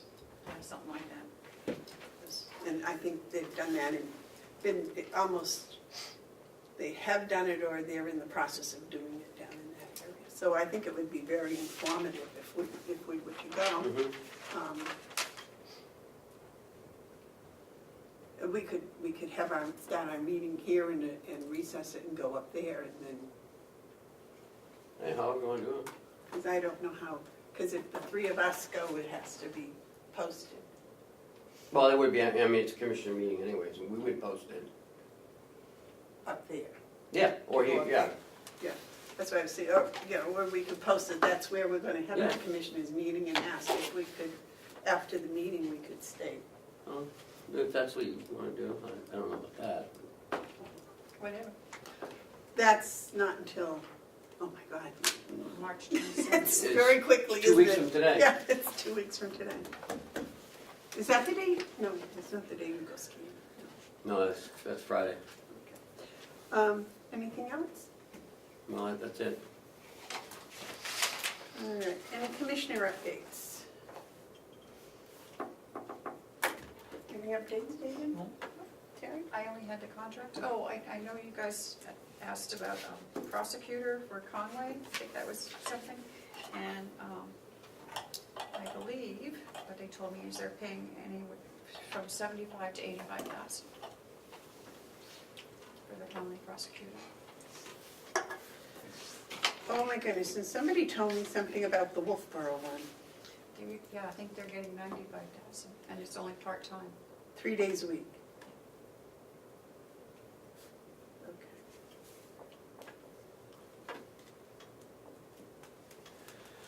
Any other updates? That's all. Joe? Thank you, Madam Chairman. I just had a question on the Hales location proposed budget. I wasn't sure where we're at on that, but there is a number in there to pay for the election expenses to the town of Conway that I'd like to get taken care of. But of course, we can't until that budget's approved, so I'm just curious where we are on that at the moment. Would they be approving that on Wednesday when they meet, the delegation? You have to, you have to let Melissa know, they have to vote on it. You guys have to vote on it, you haven't voted on it yet, so, We didn't vote on it? no. What was No, I think- missing? I think that Commissioner Babson wanted to look at it more, right? Well, there was concern about Well, the bidding of the assessments. Kathy is going out to bid on it, yeah, I saw that. and the office will be closed this weekend. Can we pass the budget with that line item amount? Because the bidding. Yeah, you don't have to spend it.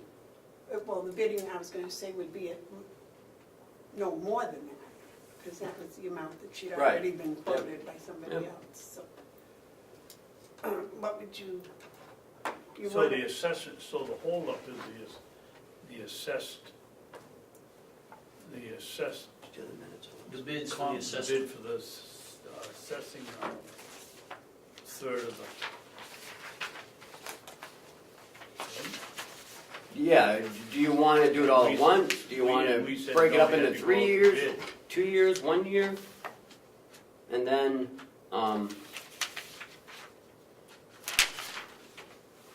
then, you guys made a motion to, Go to bid. yeah, but then you said you wanted to review it and then you'd come back again this week. Because if you don't, I asked Kathy,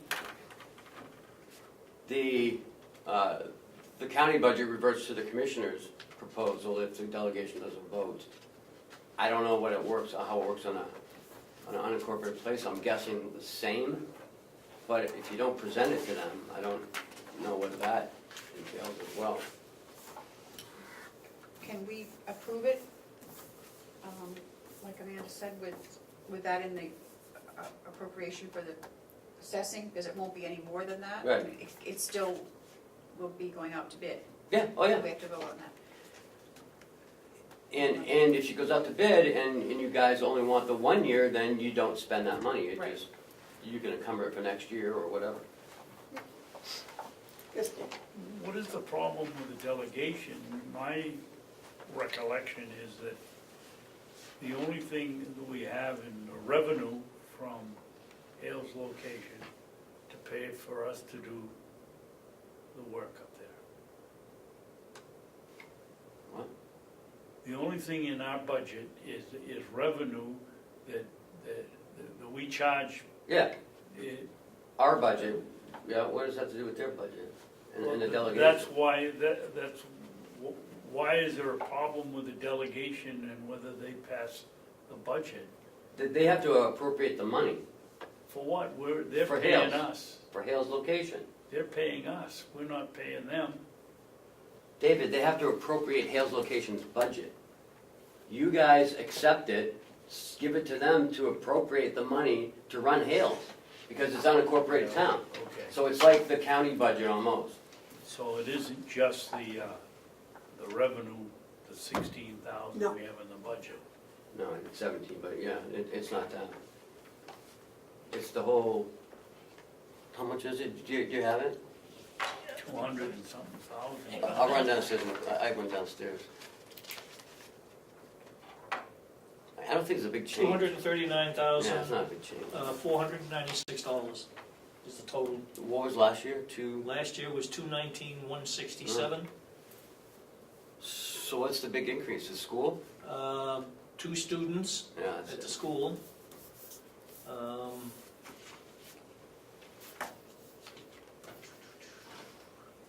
And the General fees. government, assessing, the assessing. Yeah.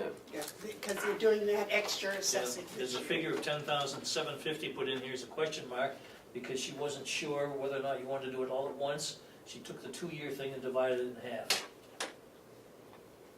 For the sake of Wasn't it a budget. 3-year thing? Assessors statistical update. Oh, were that's the split into statistical 2 update. years. There were two assessments. Yep, two And how assessments. much is it, 2,500? No, 20, it's, well, whatever twice, looks like 21.5 total for the 2 years, for the total project rather. And so she put half in for this budget and potentially half for next year's budget. But since then, she's been asked to go out and have it put to bid. Well, you said it was 2,100, right? No, 20,000. 21,000, David. Okay, so for 2 years, you have to go out, because the law says you can't split it to avoid coming in over the, and we're over it anyway, so it doesn't make any difference, we have to go out to bid. Unless we all agree on the amount. So she didn't know what to put in there for the budget, so she just put half of that $21,000 figure Oh, in so this she only year's put, budget. she only So put you'd 10, have a number in there, so she only put 10,250? that 10,750.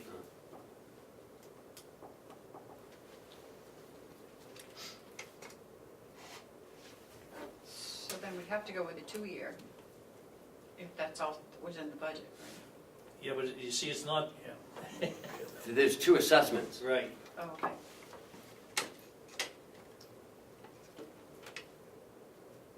So if we did it all in 1 year, the new budget would be 250,246. Yeah, you'd add another 10,750 based on the information she had at the time. This is prior to going out to bid.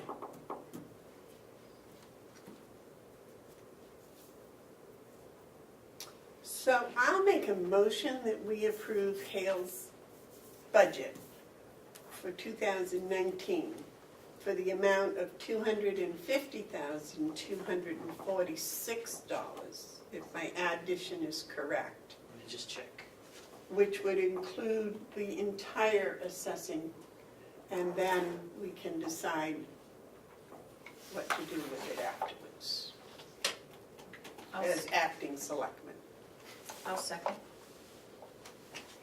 David? Joe, which of the two students, the two graduating this year or the two that potentially are moving in? Well, the two that were graduating this year did not go to Florida, so they were there for the entire year, I believe. Okay. I don't believe this is for two new students, and I don't believe they're graduating this year. I think they got one more year. I thought they were graduating. I thought they were going to Freiburg. I thought there were two new The students. new coming in. students are going to Freiburg. One of the potentially new students would be going to Freiburg. The other one, I think, is in the 7th grade, so in 2 years, they'd Okay. both be going to Freiburg. And what was the increase on that, Joe? Just a minute.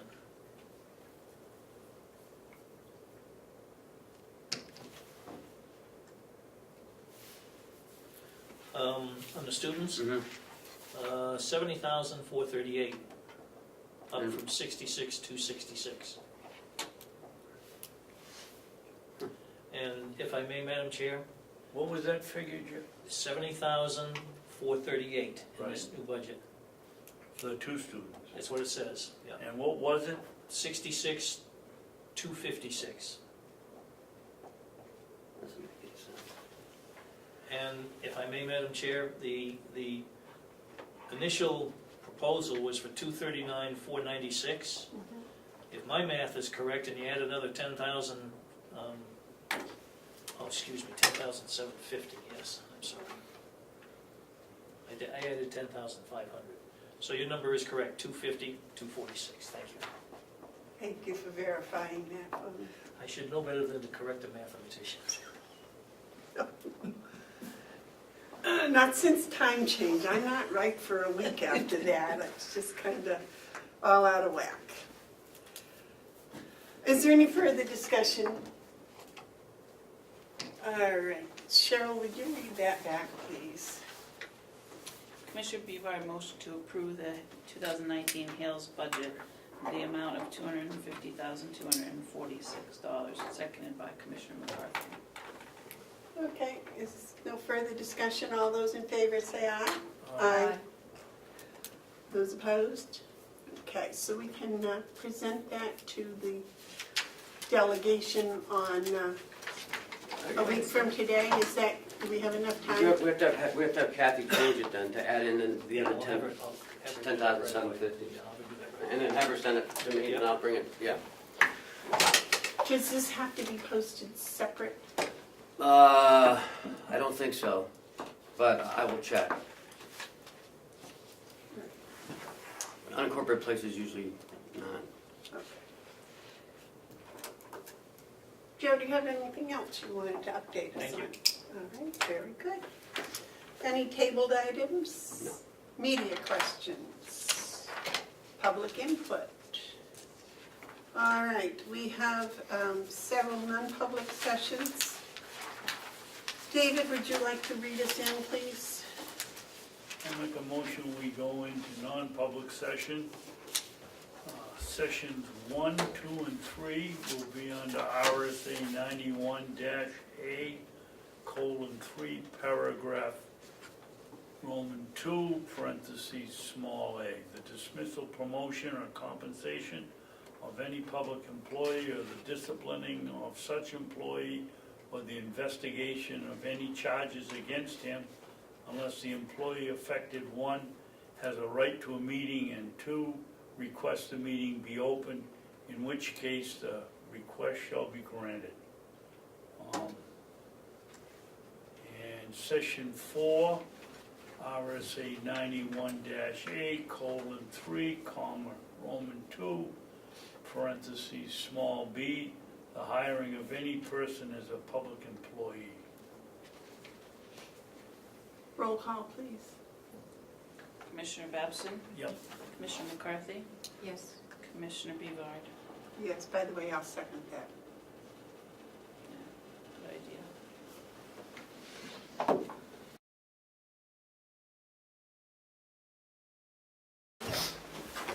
I make a motion to come out in non-public. You need a second. Yes. Do the What did you second. say I did? Second. All those in favor? Aye. Okay.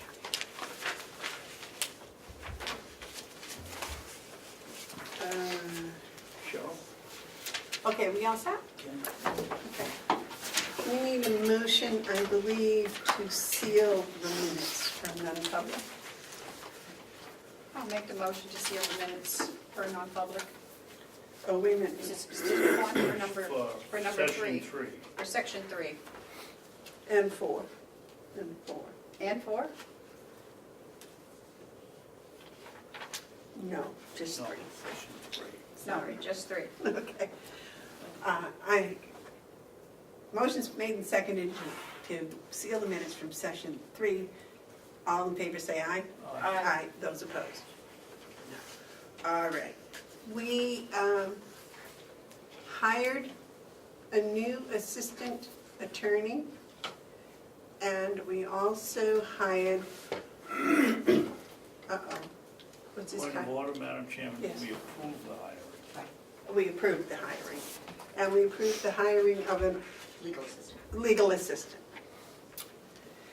We also approved the back pay that's owed to an employee.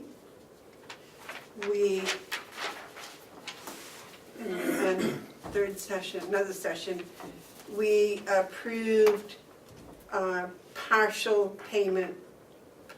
We approved payment for partial vacation buyback. And the other one was sealed. Okay. Is that everything? Did I cover everything? Madam Chairman? Yes.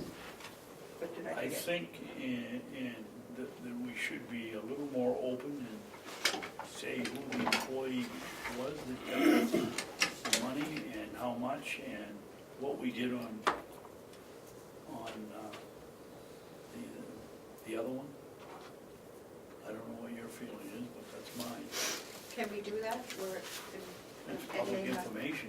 I'm gonna look up what the RSA says just real quick. I thought if it was an employee, we couldn't. That's why we did it in non-public.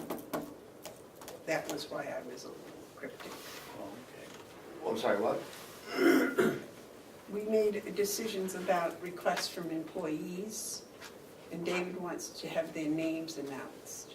okay. And what they were and what we paid them. If it's compensation, I think by law you can, because it's compensation. If someone leaves, the public's, because it's public funds, the public is, can look at someone's final check. But that's like. But yet, the exemption is discussion of compensation. That's why we Prior went into to. non-public. To I me, mean- compensation, the discussion of compensation is what you're going to pay somebody, not what you've, Well, how it normally works is, once you announce that you've done this, then you tell the employee, and then it's done. It's out there in the public. Because I could find out what anybody makes in this county. Right, so I would state their name now and No, I'd wait. wait until we talk to them. Yep. Okay, Well, and David? I'm just gonna read from the statute 91A3, non-public sessions, subsection 1C says, all discussions held and decisions made during non-public session shall be confined to the matter set out in the motion. And so you did read the motion, so it does not just talk about discussion, but also the decision that was made. But when they came back out, they unsealed those minutes. So those are unsealed now, so anybody can get them, actually, after this meeting, once it's typed But up. I do think it's correct that we should talk to Yep. the employees first, let them know What the first. decision. Sure, absolutely, Right. yeah. That's appropriate. Okay, so, moving forward, the next thing is exempt versus non-exempt, and would you explain all of that to us, please? I would be happy to. So it came to my attention that Commissioner Babson had a concern about the fact that when my employees work a lot of overtime, I had taken it to purchase them lunch. And that is not something that happens every week, it's not something that happens every month, but that's how I always had done it, because that's what I thought was appropriate. I think it cost the county about $50 or so every 6 weeks or something.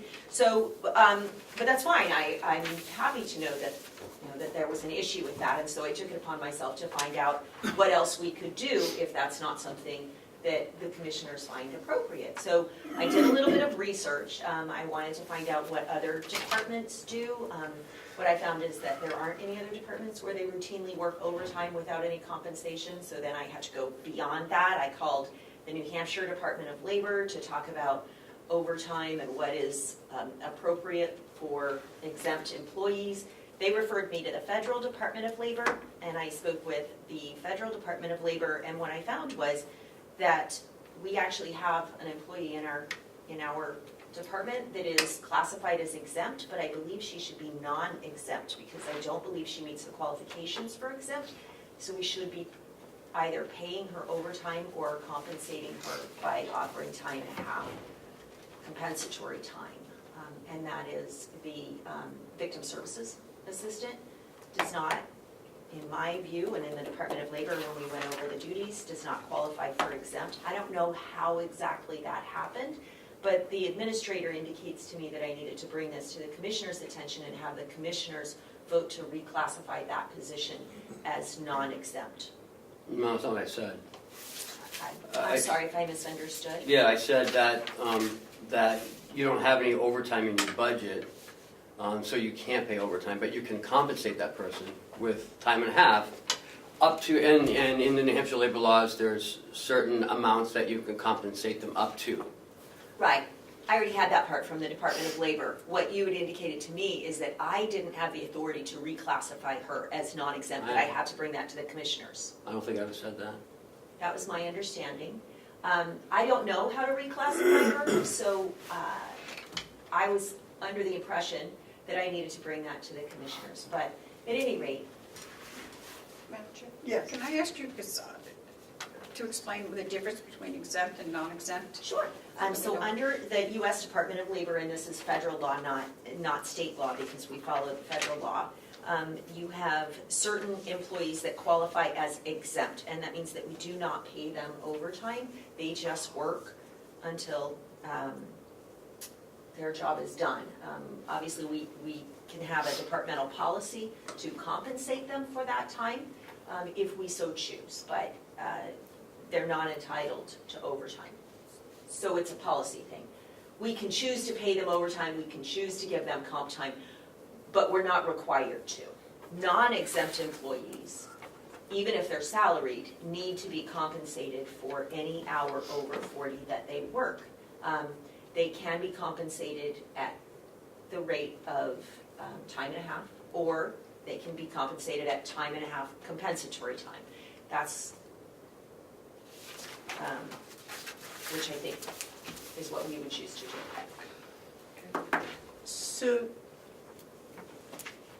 if we're asked to make the determination between exempt and non-exempt, what are the definitions, or what would make the victim witness non-exempt at this time? But I think the major one here is you have to supervise two people. The victim witness person doesn't do that, which shows they're usually exempt, non-exempt. Right. Okay. And I have attorneys in my office that don't supervise two people either. There are other exemptions that may apply to them. That's a whole list of the exemptions. It is, and I'm happy to make copies of everybody. It's a very long checklist, but this is the list of But you exemptions. only have to not fill in one of them. Well, in some order of them to be are- classified, right? So a lot of them have multiple steps, and you have to fulfill all of them in order to be So that's what exempt. it meant. Yes, so if you don't meet one of these, then you're non-exempt, and we do have to compensate. So I actually wanted to thank Commissioner Babson for bringing the issue up, so that I can research it.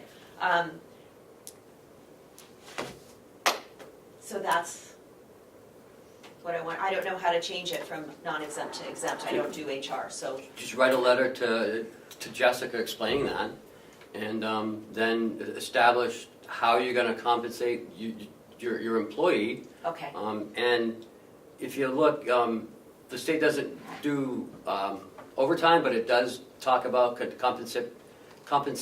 compensatory. Thank you. You're welcome.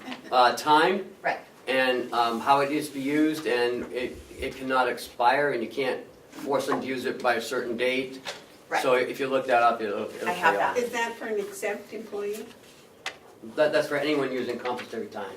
You can't limit, you can't say, okay, I'm gonna, you have, That's for non-exempt. if you got 10 hours you've done 10 hours of overtime, but you can't get overtime, and she gives you compensatory time, whatever it is, I Compensatory. can't say that. Compensatory. Compensatory time, at time and a half, then it can't expire, so she could hold on to it for a week or two or a month. You can't force an employee to use it in a certain amount of time. I have a question. If you had worked 10 hours overtime and you got compensatory time for You can say it. That's easy for you to say. How do you say 15 nuclear? hours, then they don't use it. In 2 years, they resign. Do they get paid for that? I 15 hours at that don't time? think that, no, I don't think, again, read the law again, I'm not sure if it addresses that or not. So accrued time is considered to be wages. So it's a matter of whether or not it's considered to be accrued time or not, because any time that is accrued has to be paid out upon termination. So I think that's something that the administrative office would do. Wage and hour. So what you believe is that the victim witness is non-exempt, Correct. and that everyone else in the office is exempt? I think so. Well, I know that our deputy is, because he definitely supervises 2 or more people. There are a number of other exemptions or exceptions to the exempt rule. I believe that they would all qualify as executive because they do have Exactly. the ability to make independent decisions.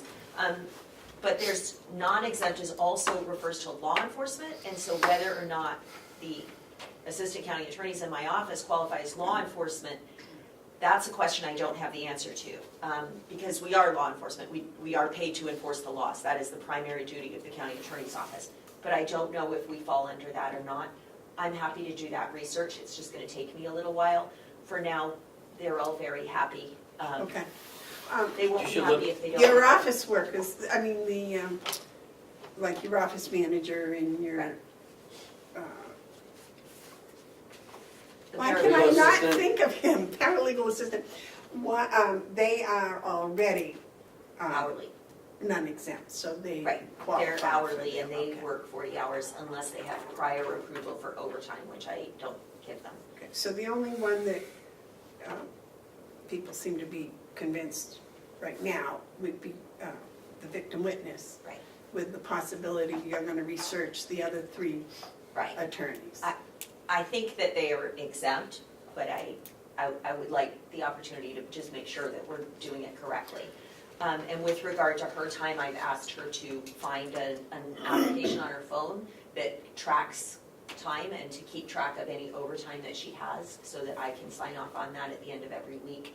And we'll have to find a bookkeeping method for Yeah, tracking. You would do that. Yeah, do it in, that's what I meant. We, as in my office, would Yeah. find a bookkeeping method to ensure that we're tracking that correctly. Now, they don't have to pay taxes or Social Security or anything on that compensatory time? No, Because it's like, It's it's just- just given time. it's just giving them back. Right. Okay, all right.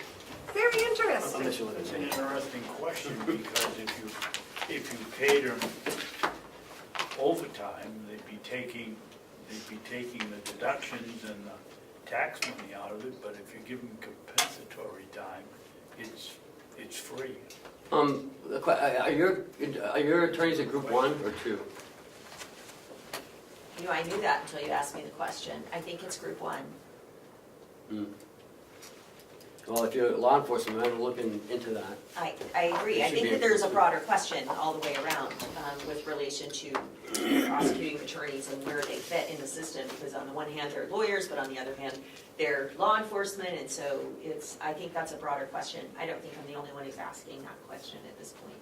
So, Because they're really losing out if they're not in group 2. I Gee, agree. if you could find that out before next Wednesday in case we have to up your budget. Well, We would just give them compensatory time. well, no, I mean, group 2, that would be that would be a legislative move. Right. The legislature would have to make a law that says they would be in group 2, so. And it wouldn't go retro, I don't think. Maybe it might, I don't know. I actually tend to think that they're not. Group I think 2 that they're- gets paid overtime? Yes.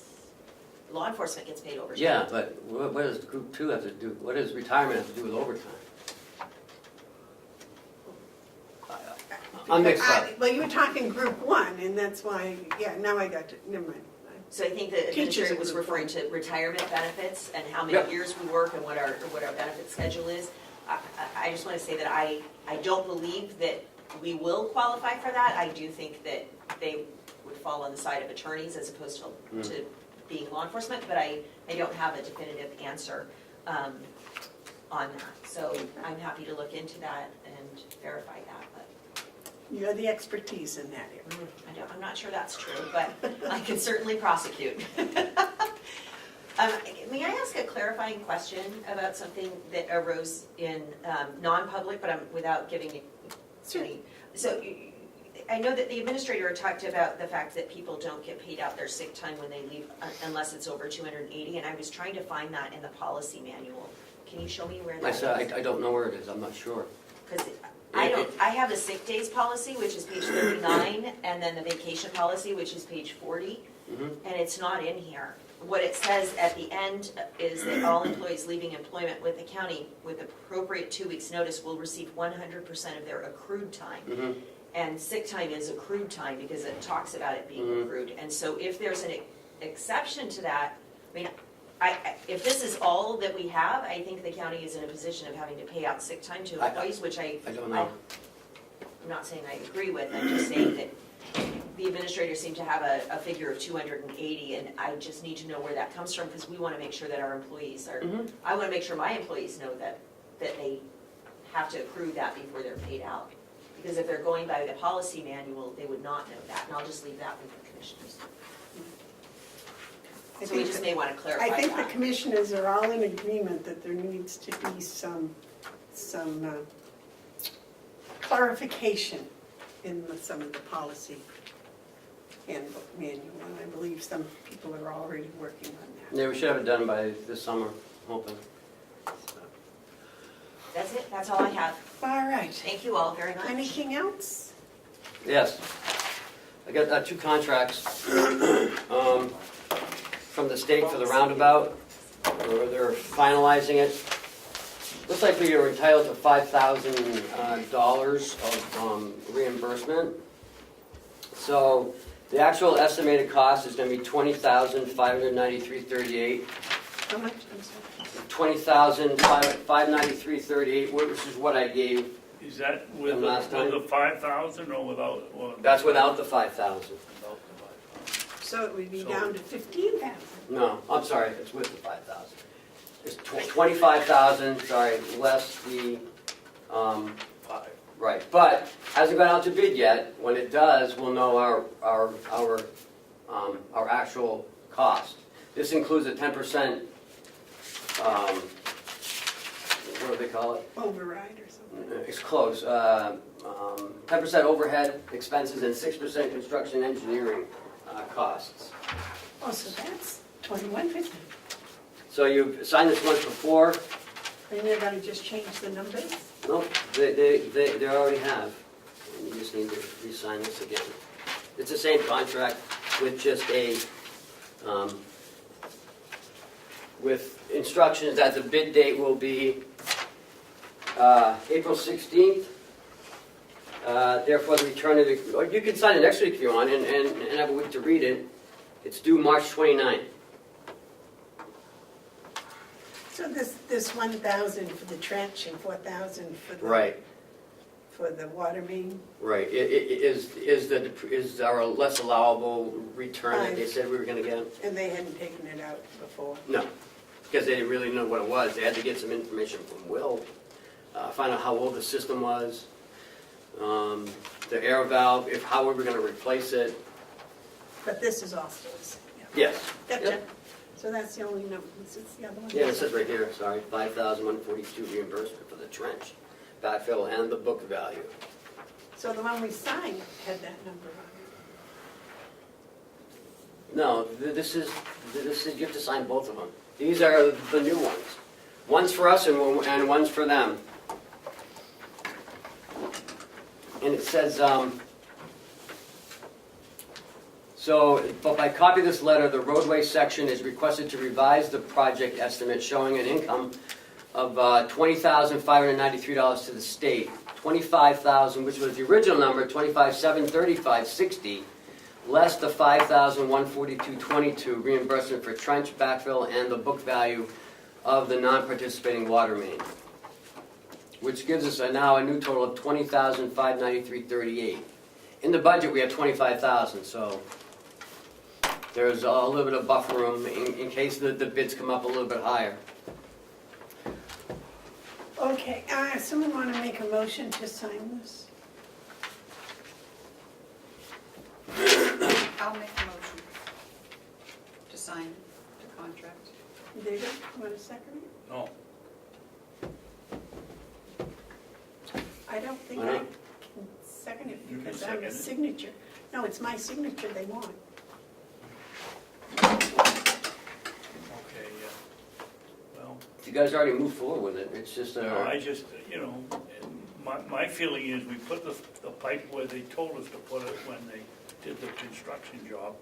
Now they want us to move it with their whim and want us to pay to move it after we paid to put it where they told us to put it.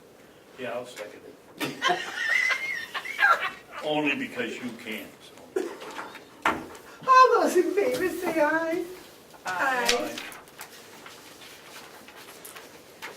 Thank you. We've just worn you down, David, that's all. No, I've always felt that way on this I project. know you have, yeah. fact, I'd send them a bill and see if they're paying attention, send them a bill for the whole thing, Why don't we do that anyway? see if they pay it. But at least we can get some interest before we have to return it.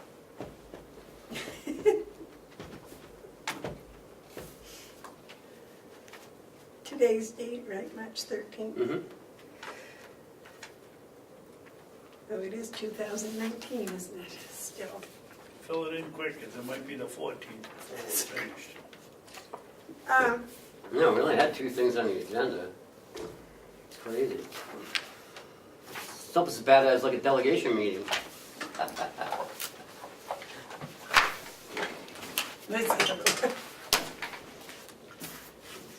Some were making some jokes about that. They thought they were gonna be out like in an hour and a half last Monday.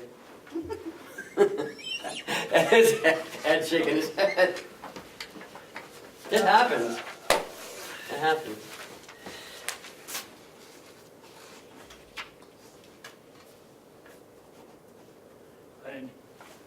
I suspect that Ed would agree with me all the times that we've been around the legislature.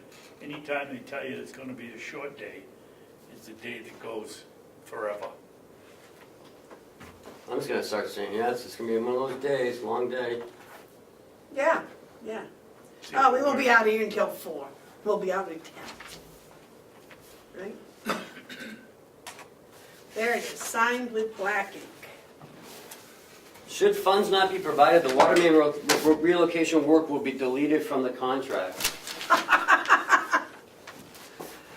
I don't think they can do that. All right, anything else? No, thank you, that's it. Okay, I will await a motion to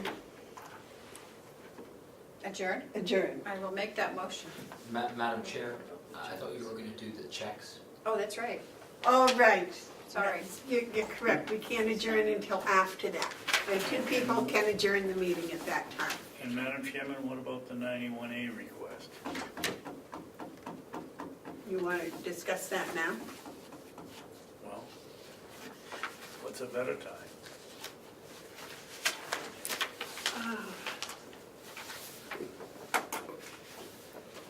Why did that come here? I don't understand why. It came to the commissioners, Yeah, not here, did it? the Carroll County Board of No, he Commissioners. sent it to me, I don't know. Oh, he sent it to your house? Oh, And I made 3 copies, or 4 copies. He knew your address because of Oh. affiliation. Yes. uh, We're not friends, I do know him, but. Well, didn't you run for office last year? Yes, he was here and spoke, but, all right, well, should we read the whole thing? No, I think probably the paragraph with what he's requesting. And maybe the rest of it on the other page. Okay.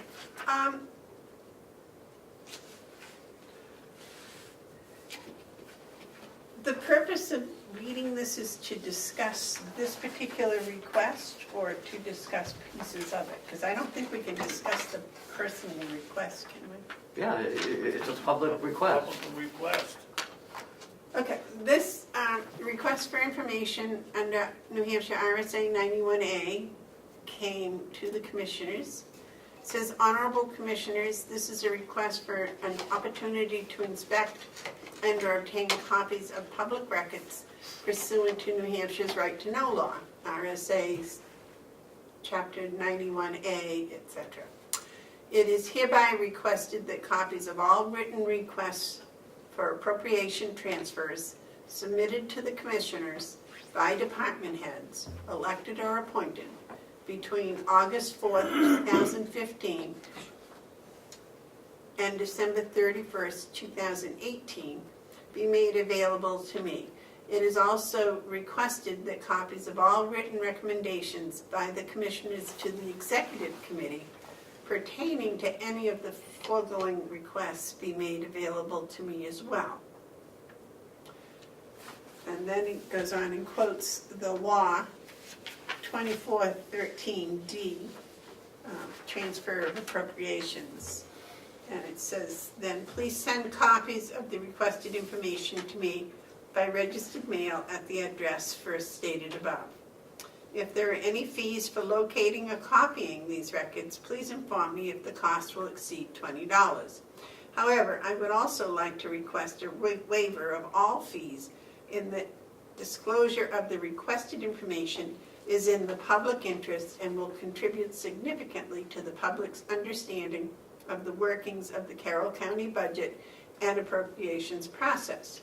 This information is not being sought for commercial purposes.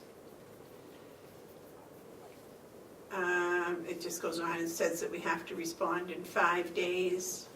And if you deny any or all of this request, please cite each specific exemption you feel justifies the refusal to release the information, and notify me of the appeals procedures available to me under the law. Thank you for considering my request. Very truly yours, Matthew, and I believe it's pronounced Plache? Plache. You pronounce it Plash. Plash. That's how they've been pronouncing it. Well, it's gonna be over $20. I mean, just to send a registered mail is gonna be $8 or $9. I didn't read this, I'm sorry, I just opened it and made copies. Well, that's what you're supposed to do. That's not what I do. I read it and then say, oh gee, they don't need to hear it today, and then I get yelled at, so. No, I didn't, well, I kind of perused it, but I didn't see going back to August of 2015. Comment, David? Yeah, I know Mr. Plache, however you pronounce his name, has every right to do this, but we don't have office staff sitting on their hands wondering what they're gonna do tomorrow. And this is a huge undertaking.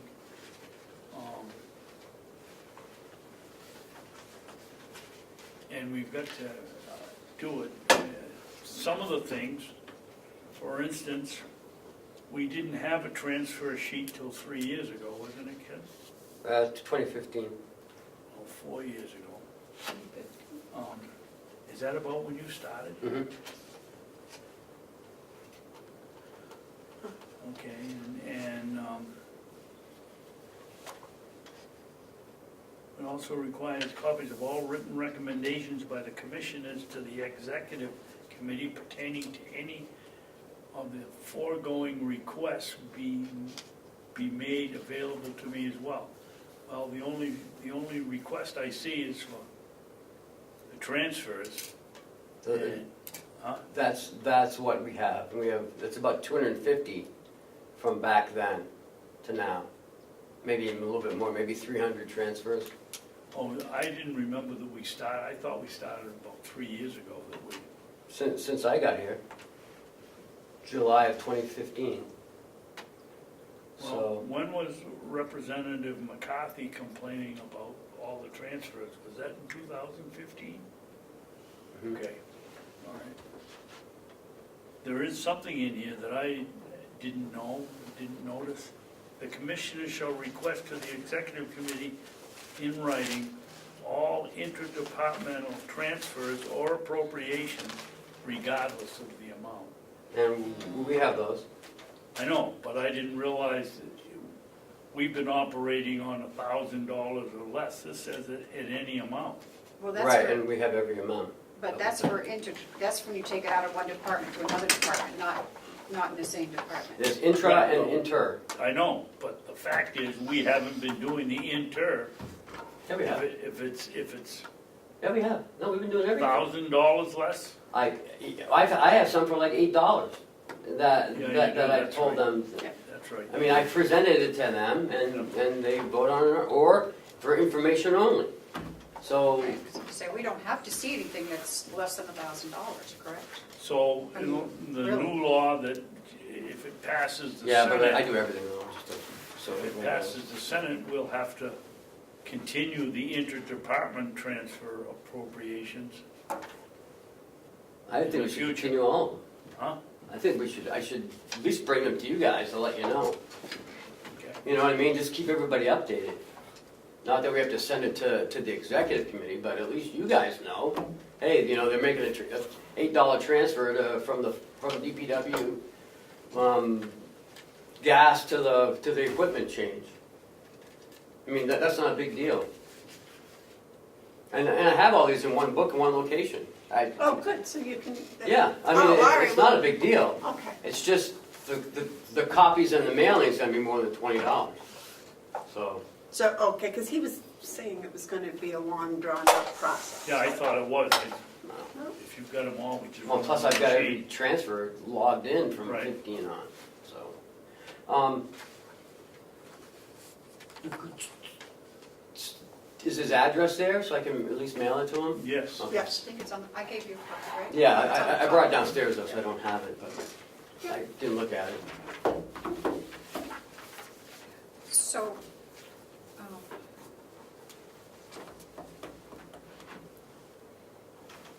I'm assuming that when we do those transfer things, we sign those, so that would be our request Yep. that would go to. Yeah, but it's one sheet that goes from me to you guys to them. But he's asking for the department heads. Yeah. So should we, in the future, should you have another line on there where it comes, where the department head signs that? Whatever you guys wanna do, I don't care. Well, I mean, that would just, that's what that would just cover everybody. Well, and I Well, what does believe the that's law what the say? law says, isn't it? Well, Isn't if- that what you said the law said, David? No, but we had this discussion a couple But- of weeks ago. but Yeah. I'm Jason's department head, I'm Bob's department head, I'm Yeah, Howie's that's right. department head, I'm Will's department head, so I'm their department head. So, but if you want them to sign off, that's fine too, I I'm don't just saying, care. would that just cover everybody? I mean, Whatever you guys wanna do. I think we should just think about it. and- Sure. I mean, you know, it's only another line. I don't have to create a whole new No, page you or don't have to, anything. and I just, No. Except that you gotta get them to the department and make sure you get them back. No, they always come to me anyway, so it's no big deal. We always sit down and go over everything. Well, and if they had to put it in writing, it might make them a little more cognizant of what they're doing, what's got moved from where to where. Oh, they know what comes. But I mean, if they see it in writing, they might. I always retain information better when I see it in writing. Yeah, but you always want the facts. I'm sorry. There's nothing wrong with that. No, no. All right, is there anything else? Well, I think we're done for the night. All right, so we will, Cheryl, if you'll give us some checks. Commissioner Sherry can go? Babson. I can go. Oh, it's, Terry's out of here. right, I was going to send David away, but you're right. No, it's you and our David turn. today. Yes, okay. Terry smiles. Enjoy your afternoon. Although I enjoyed doing it with David very much. Did you learn anything? Yeah. I won't say what, but. Thank you for putting the dates on, Amanda. Yeah, didn't you ask? Yeah, I just didn't do it, I forgot. Thank you. I tried to read everything I signed, make sure it's Perfect. where it's supposed to be. So, Mr. Babson, how would you like to do the check signing? With a pen. I knew he was gonna say that. Oh, goodness. So, you wanna do half or split them up and then switch them around, or you wanna go through? Well, do you announce what each one is? I haven't ever done this, except here, listen to you tell the whole amount when the thing is. That's another hour I'm not waiting around for. I'm not sure. You have been to other check signing events. Do they announce what the check is and for the amount?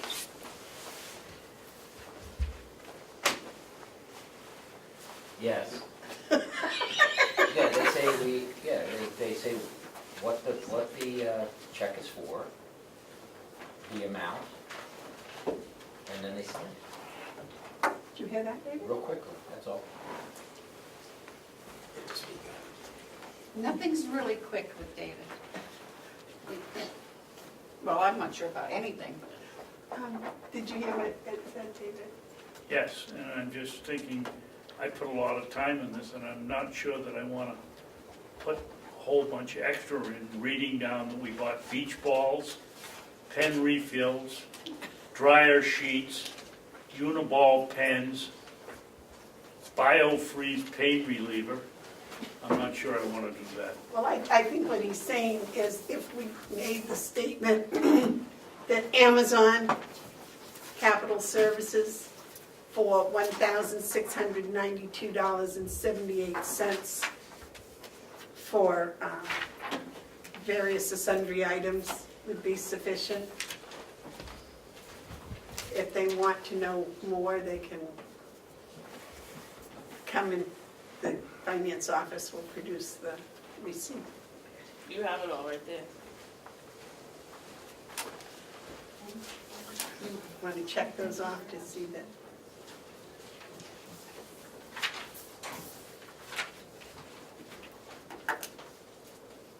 Here's American Institutional Group, what's that? There's no paperwork, there's Amazon and Amazon. Yes, there is. You know who they are, sir? It's right here. Right on top of the file. Oh.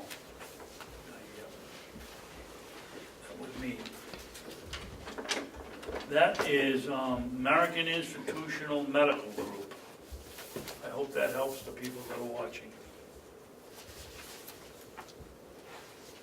Bob Barker. No, it's not. The Price is Right. Yeah. $213.64.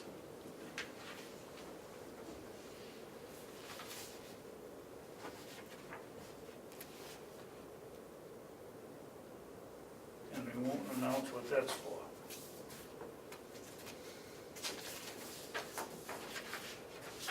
Jim Barnes, $100.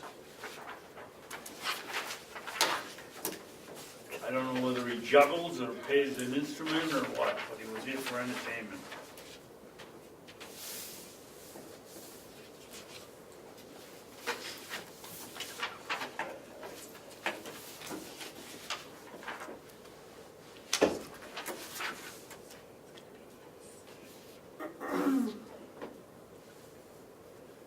Benefit Strategies, $7,650.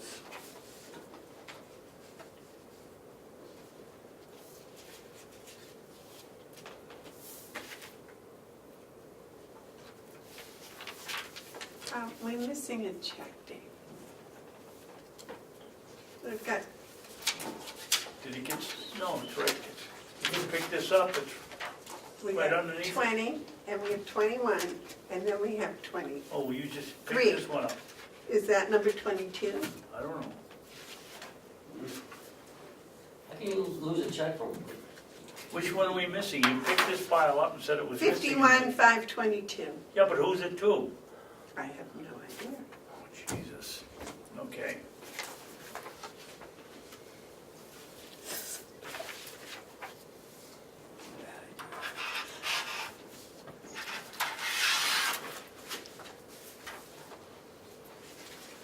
Oh, the one I love, Bimbo Foods, $269.13 for a couple of loaves of bread.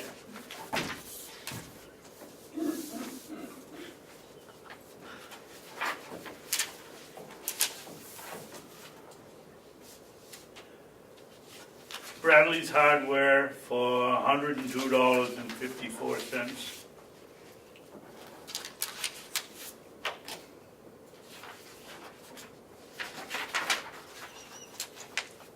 I can't stop laughing about that company name. Here we go. Snow plow 49 by 50 bags, $900 to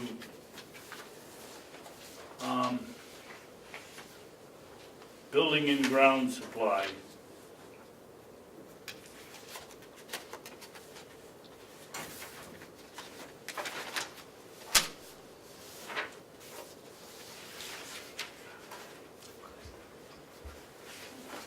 Care Plus Ambulance Service, $560.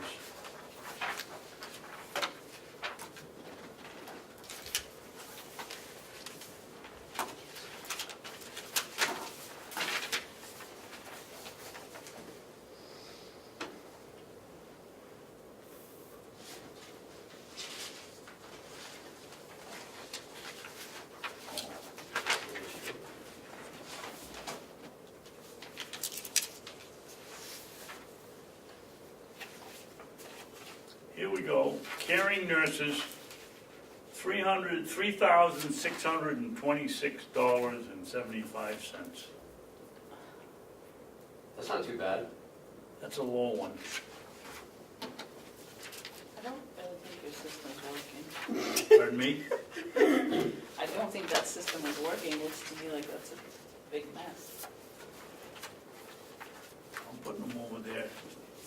Why don't you turn them upside down as you put them across? I could do that. That would, You know what would be really better is if you put them in two separate piles. I'm doing that over Oh, okay. here. I was trying to keep these checks in order. I thought it might make your life a little easier. Justin Corliss, $50 for uniform boots.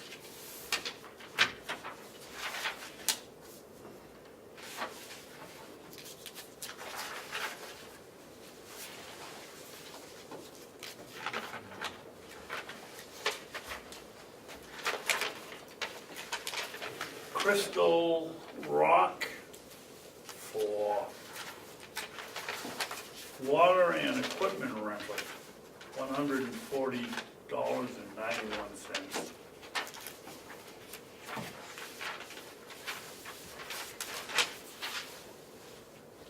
DirecTV,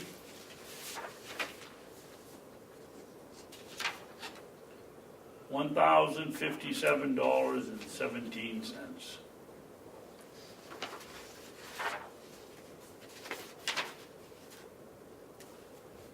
Oh boy, here we go. Eastern Propane, $13,105.03.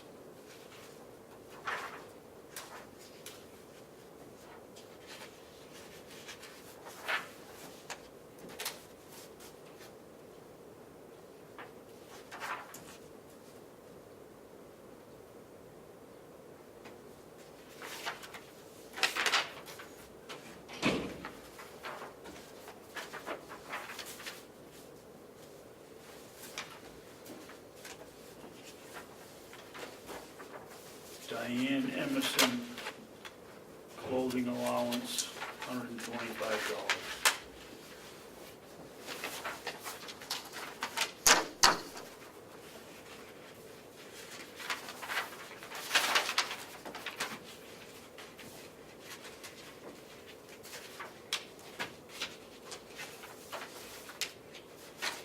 Eversource, $6,915.06.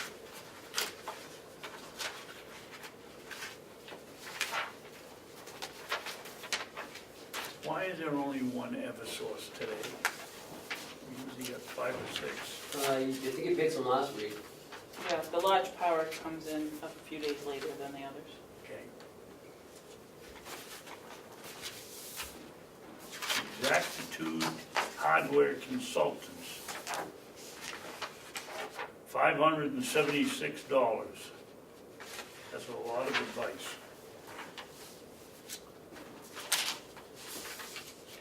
That's for some kind of a security key.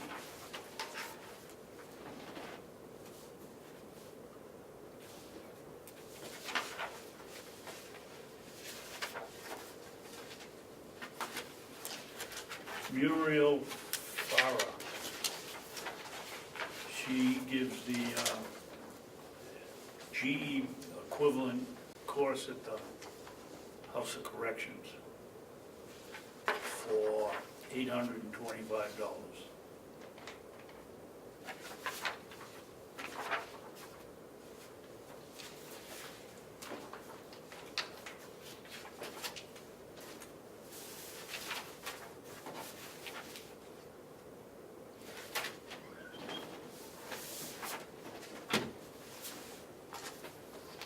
Here's the food coach, $425.50. I guess she tells you what to eat, not how to eat it. General linen, $2,724.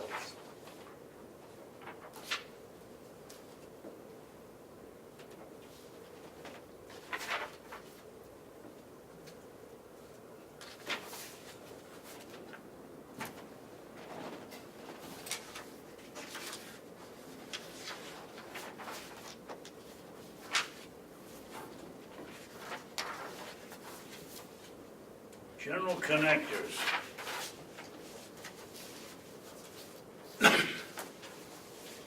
No, excuse me, generation connections. Generator connections. Generator. Okay, I think it was the generator they had to repair. It's a lot better than trying to say compensatory. Compensatory. Compensatory.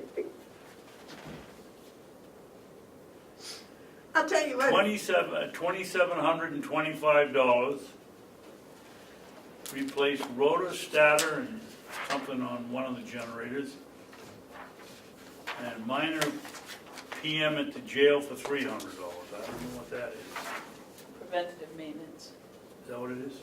and it wasn't very big, it was just minor.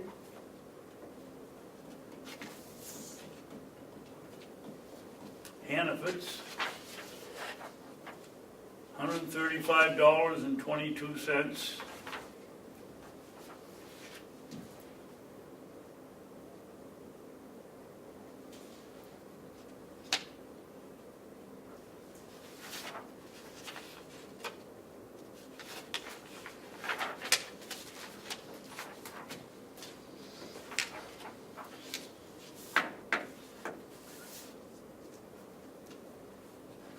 Health Pro Heritage, $38,704.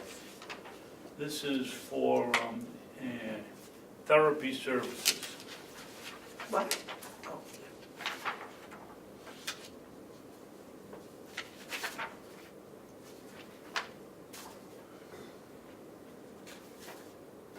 Huggins Hospital.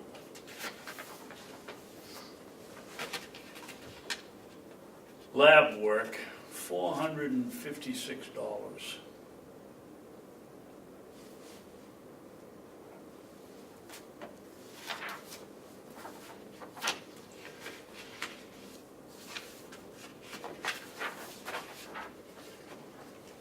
JP Pest.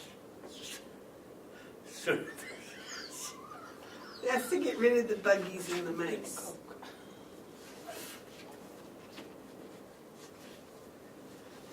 What's so funny about that one? It's just, I just can't have as much fun as I usually do when I'm doing it off camera.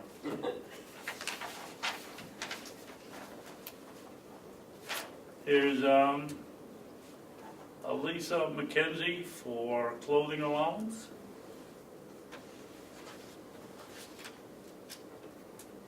How much? $125.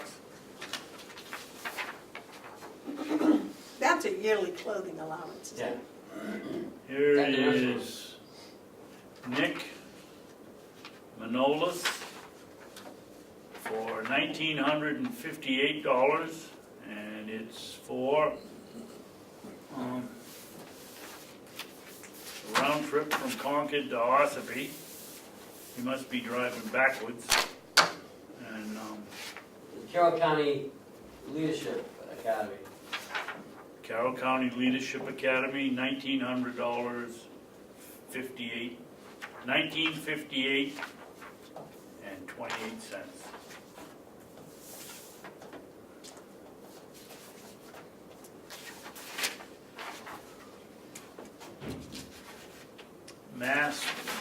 Mass medical staffing. If you don't think there's a shortage of nurses, here's another one for $8,474.75. So that's 11,000 so far in this batch of checks. Are those travelers, David? No. Agency. McKesson. Why did I?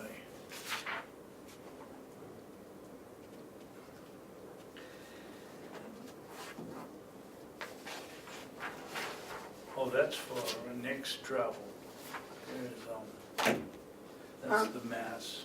You forgot to sign the generator connection. Did you do that on purpose or accidentally?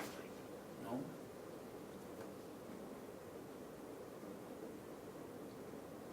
There you go. Thank you very much. McKesson is $13,770, and it's for basically our medical supplies for the Mountain View community.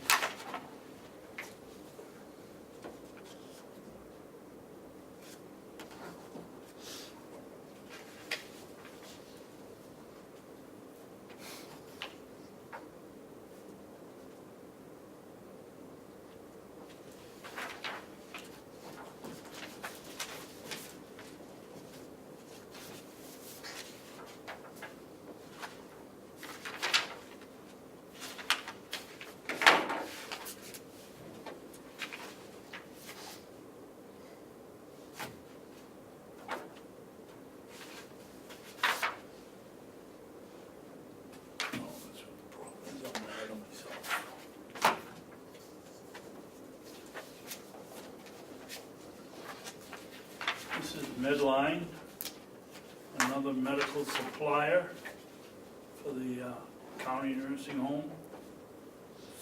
$4,834.36.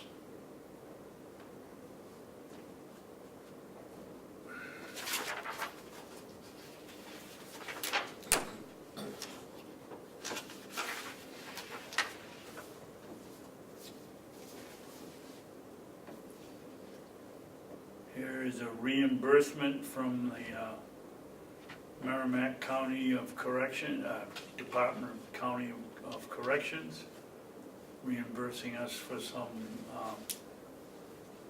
visiting inmates' medical expenses. We're reimbursing them.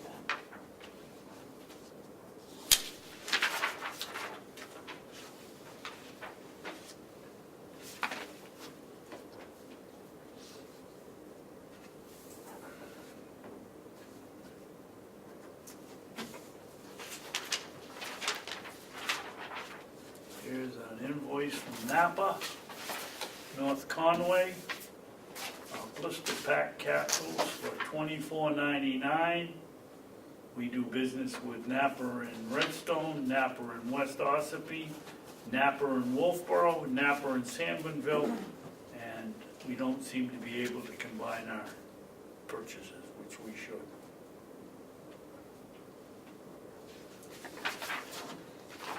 David, you neglected to sign Rick Manolis's check.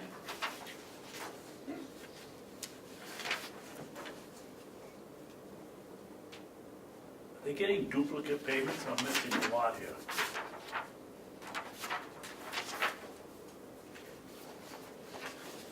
I don't think so. Here's somebody that needs a geography lesson. Native Maine produce. Pineapples. I suppose there's a lot of pineapple farms in Maine.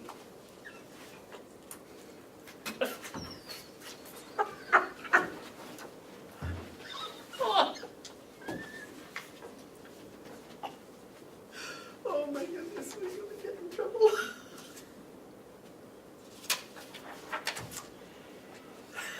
It's $756.50. Cheryl, I just have a small question. Check out it.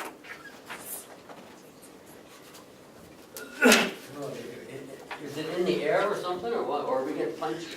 No, it's the time change. Okay.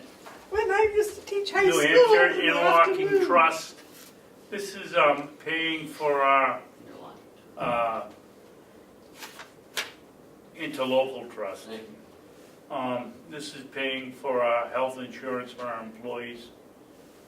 $237,960.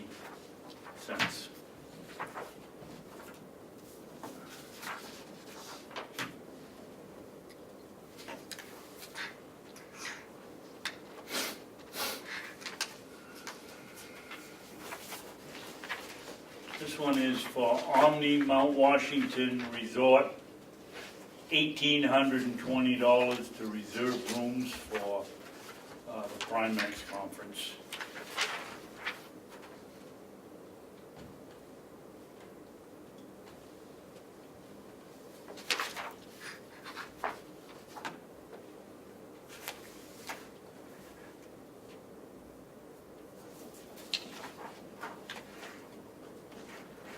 It's Pharmaca, and they handle our drug, our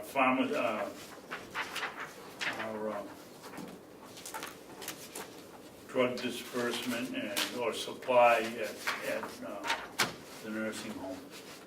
$5,611.51.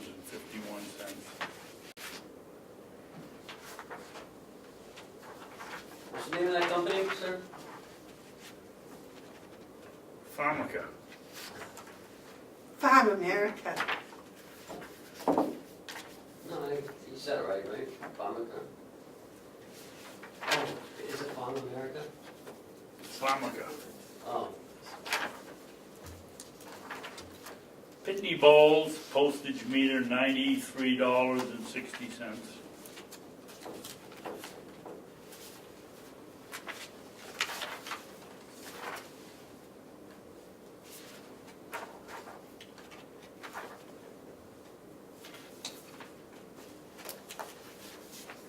Why do we have, this is a Pitney Bowes also, but it's a different name, why? Purchase power. Pardon me? It's to purchase power. If you look down the bottom. it'll say, please make checkout to purchase power. Yeah, but what's it for? Why is this a subsidiary of Pitney Bowes?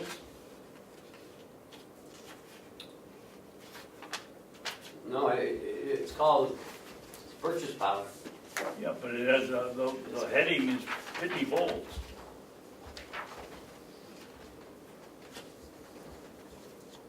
And that's for $108.99.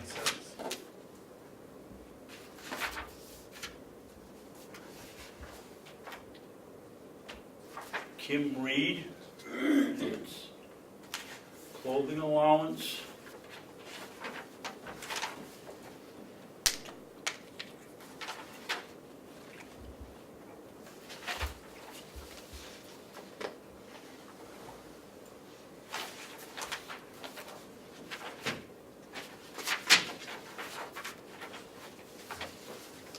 Elias is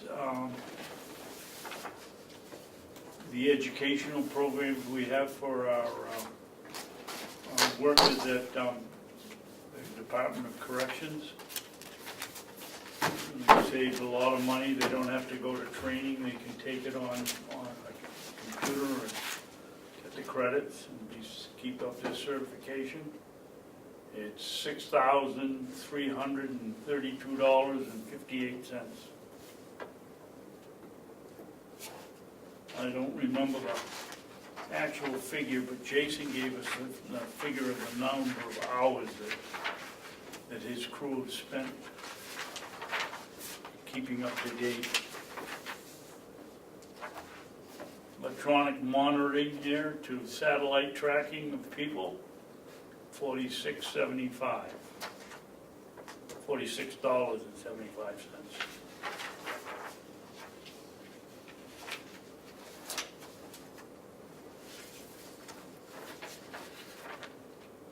Honest to God, Choo Choo looks like he's riding a train when he signs these things. Oh, look at that one.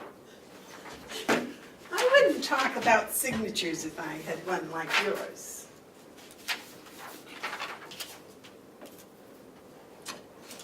Melissa Siemens,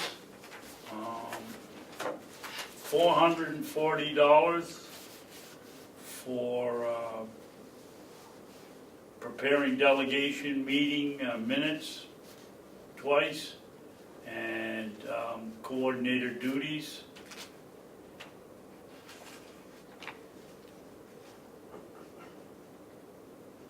I think there ought to be a more explicit definition of what she does, but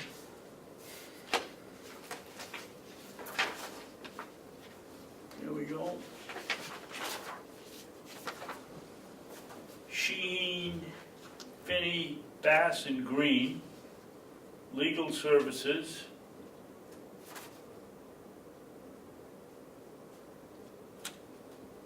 $22.50, $14.93.50, $45. Legal services again, $7,161. Comeau suit, $1,684.64. For a total of $12,634.14.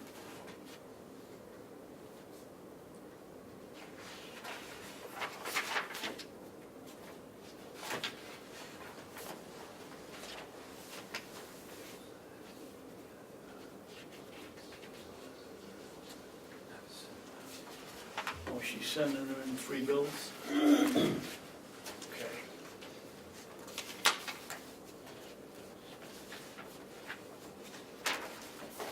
Here's a new one.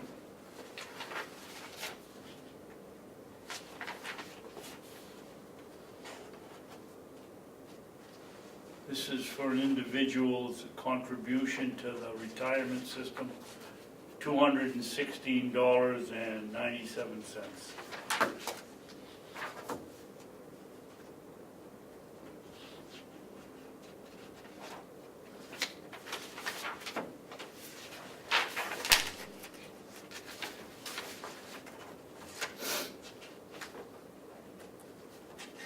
Tamworth Dental Center.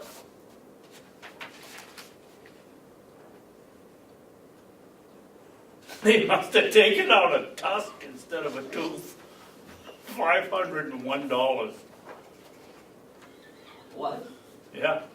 Well, that's all that's on here. It's extract erupted, exposed right tooth, interoral, peripheral, something or other, $25.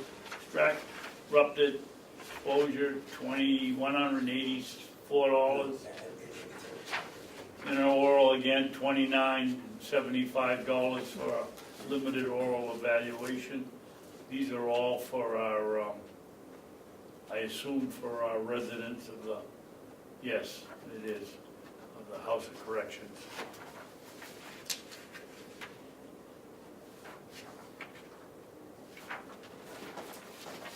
Do you know why they didn't give us a discount on this one, Cheryl? Can you check that before you send it out? Because they usually do, there is none on that one.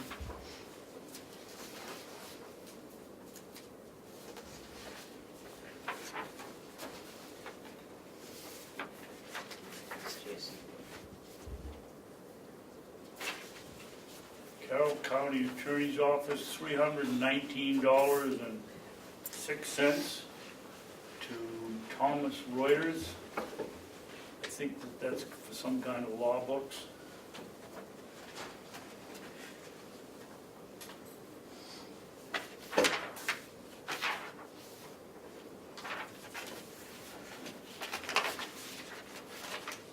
Isn't that correct? Don't they even give us a discount?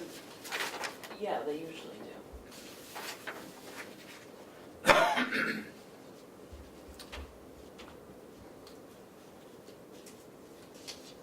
Gorilla Tape, $7.99. Should have gotten duct tape. You know, this is ridiculous. It costs us more to put this through than it is for the tape. And why can't we get an account that we can get billed monthly? Because we get Tractor Supply bills all the time. Why they can't do it one at a, and they never. Who's that from? Tractor You didn't Supply, announce it. Okay. For how much? $7? $7.99.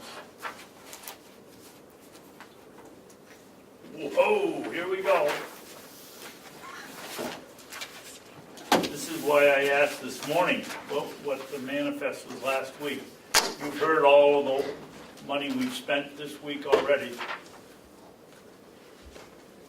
Take this one and see what you like about it.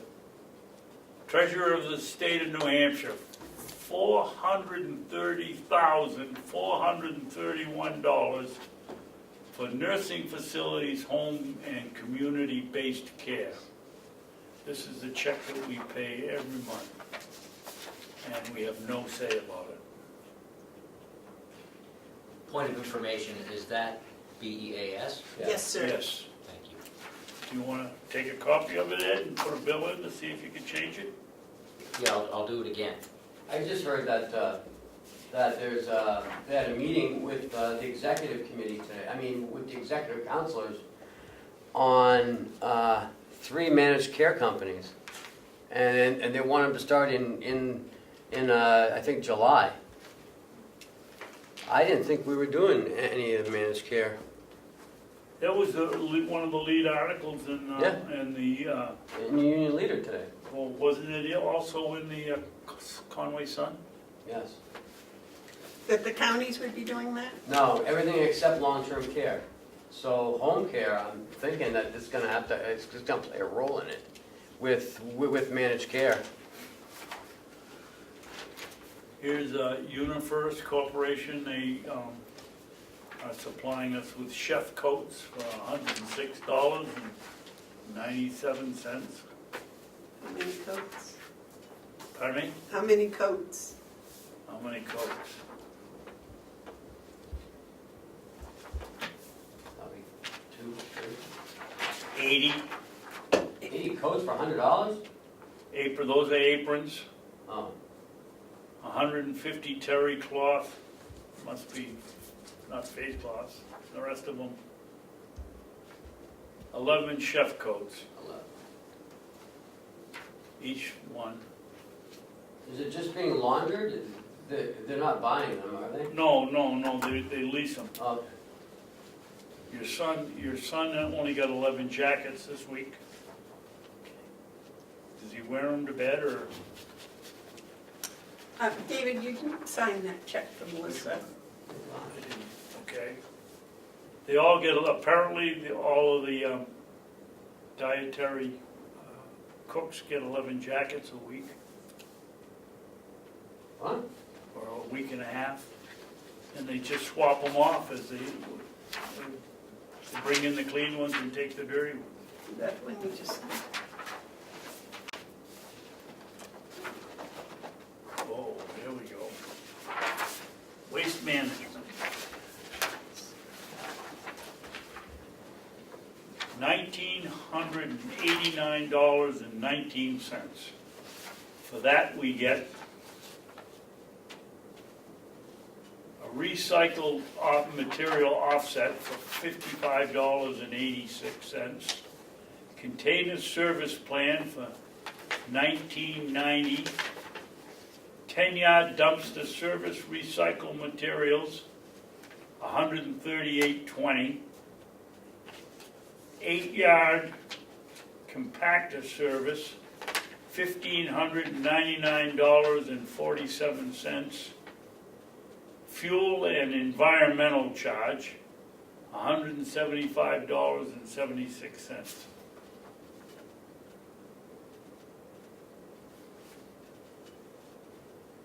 And this we have a 3 or a 5-year contract on.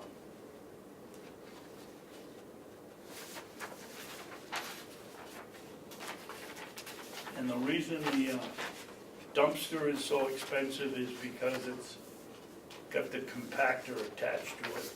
It's got to have both of them.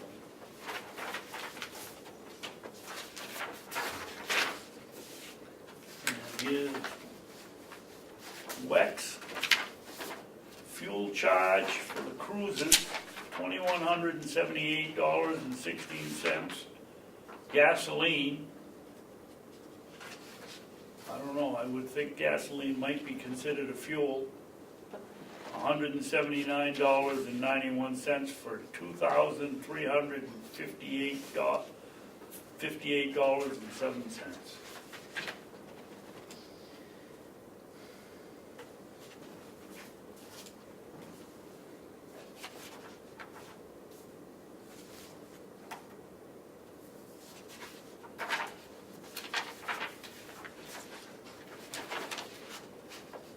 White House snack sales. $786. And we got 20-ounce drapes and vitamin water twice.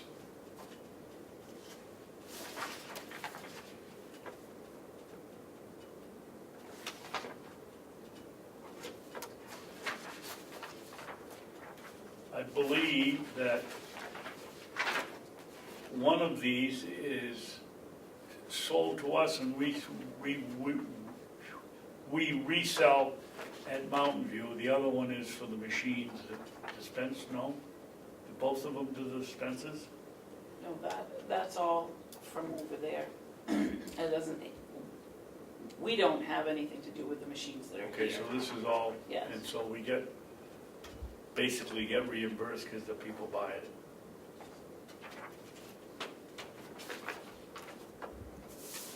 And the last one is Wolfboro I Associates, $145. And that's it.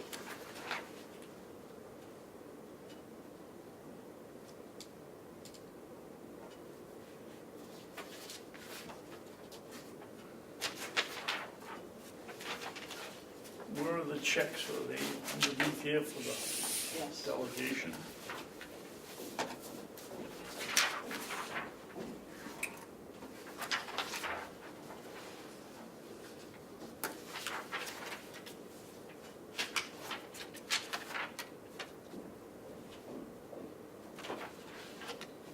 The Honorable Lino Avellini, $65.08.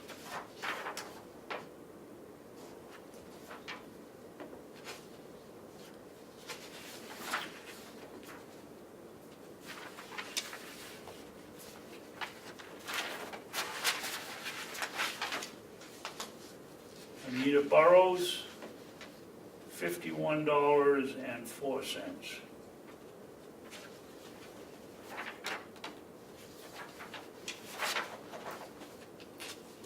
Edward Butler, $83.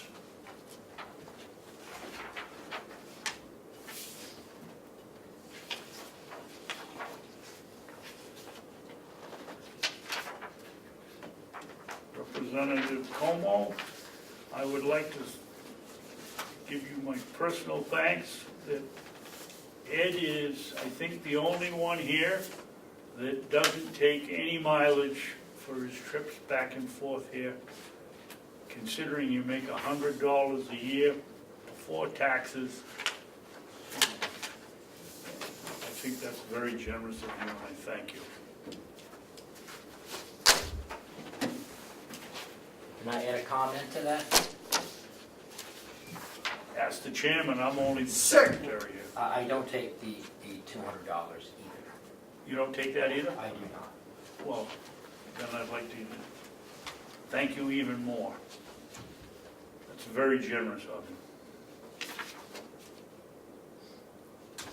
Mr. Cordelli is $31.96.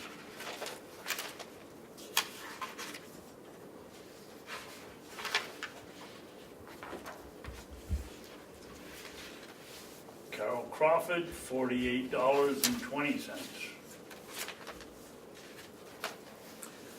David, what did you do with the DEAS receipt? It's right there. Get the state one. I just turn them over and hand them and put them in the pile. Is that it there? Oh, that may be it, yep, that's it, yep, sorry.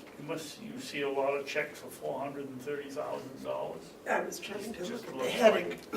This looks like an ordinary check to you? Yep. My life as a teacher, certainly, yes. Representative Damaris, $75.74.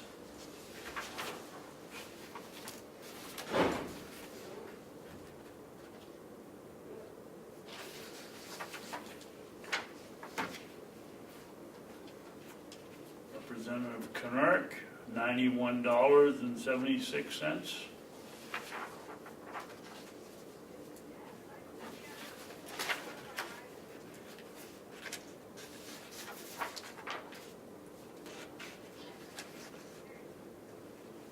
John Honorable McDonald, is that who that is?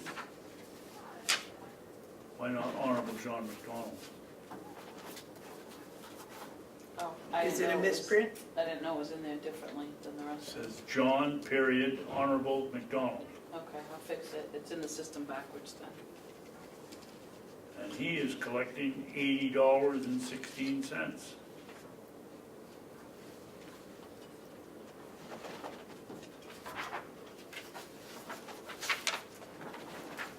William Marsh, $85.26.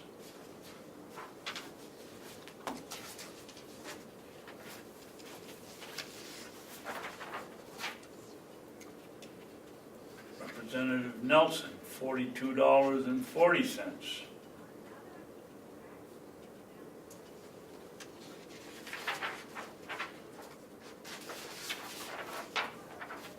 Representative Ticehurst, $90.14.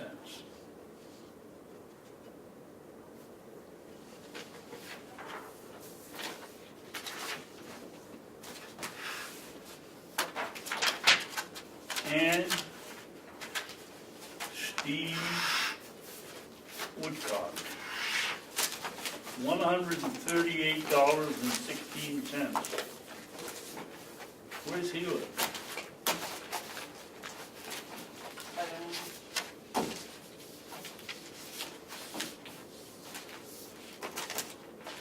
Son of Conway.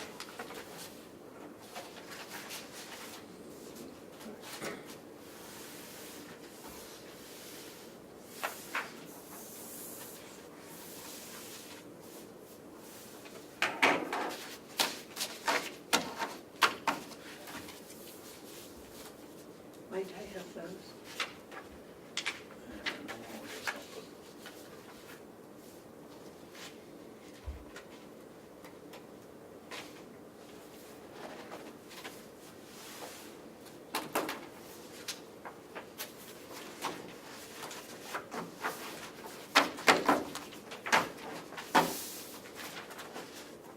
There are those.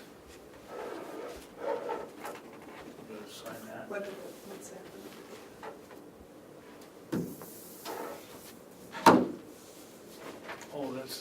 That's because, you wanna sign that now? That's because there's no discount for the dental. They always gave us a discount.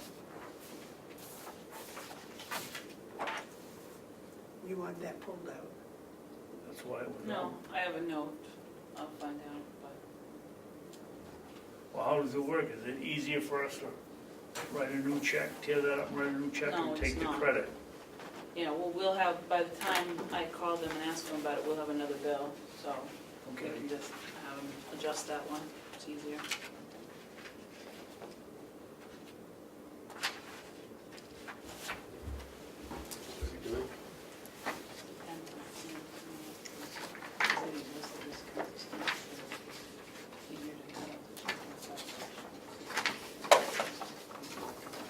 Yeah, okay.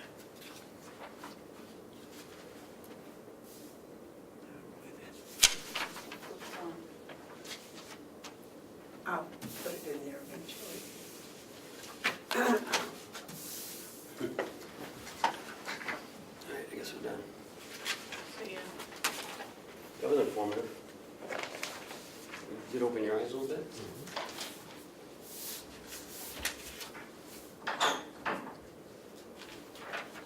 And next week we'll have the amount, oh, we do have the amount of the checks here.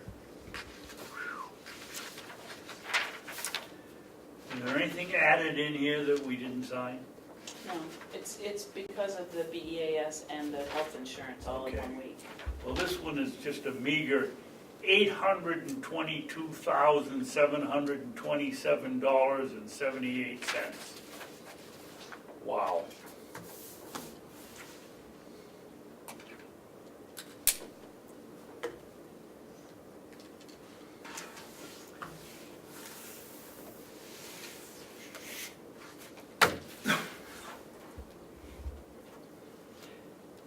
Cheryl, so some of these you only paid mileage on one of the trips and not both?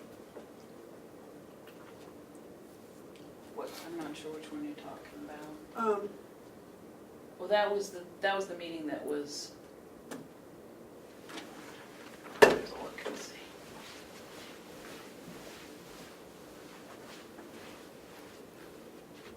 This one.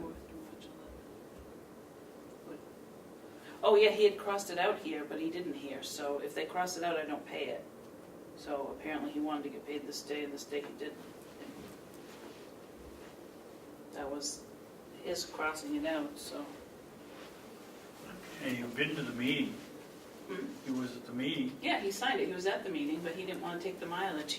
He took the meeting fee, Well, and the next one, he took both. But that's up to him. yeah.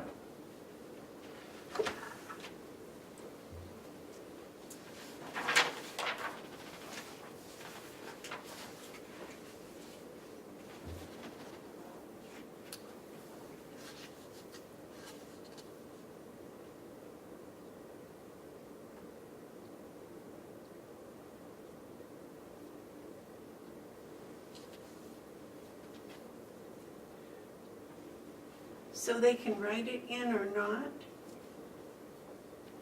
Right in what part? the mileage? Or do you put it in on? The mileage is in there. And Well, they this cross one it out has if they nothing don't. here. Yeah, And this she, one has 51. yeah, well, she hadn't provided it here, so I had to write it in. So this is just for mileage. She wasn't at this meeting, so she gets nothing. She would have signed if she was here. Oh, okay, I see. All right. There's no signature, they didn't.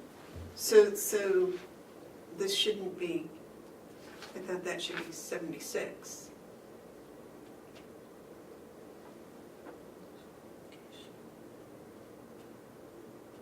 Okay, I'll have to check on that one and see. Because that's just mileage. That's just the mileage, yeah, I don't know why that, I'll look, I don't know why the 25 didn't come out. I'll just write her another check this week. Why would someone take just the mileage and not the No, meeting? no, that was me. Can I write her a little note on the bottom? Do you mail these to them or? Well, I prefer you don't until after Okay. I check on it. Okay. I will do that. Are we out of here? We're still in a public session.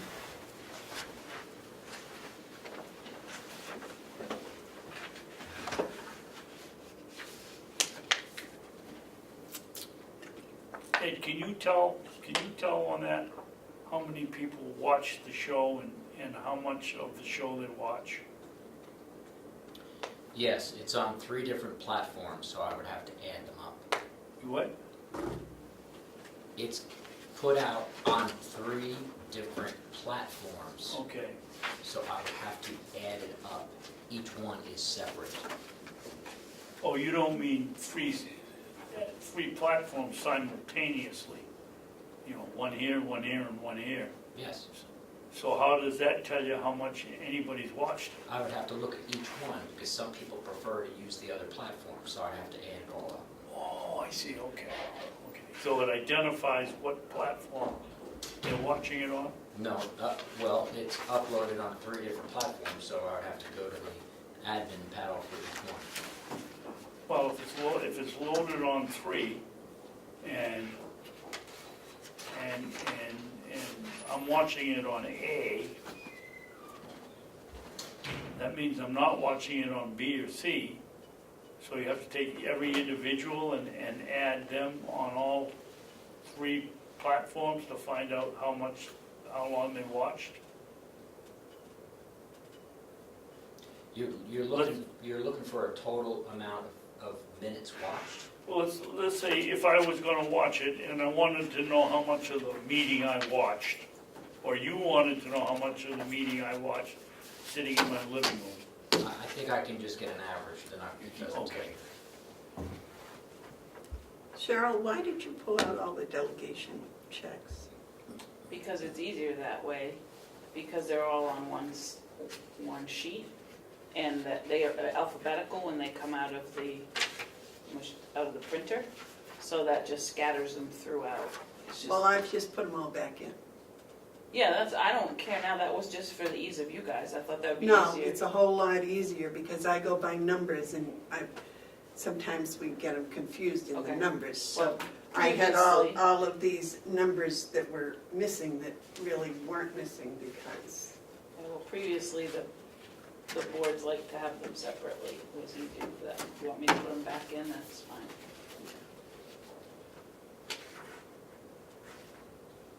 Madam Chairman, is there a chance you could adjourn this meeting while we're sitting here?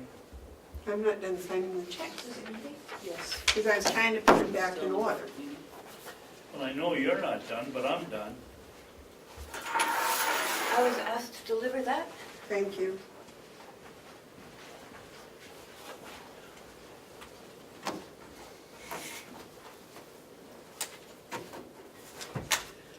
David, did you check off all the checks on the manifest? There weren't any missing? No? Okay.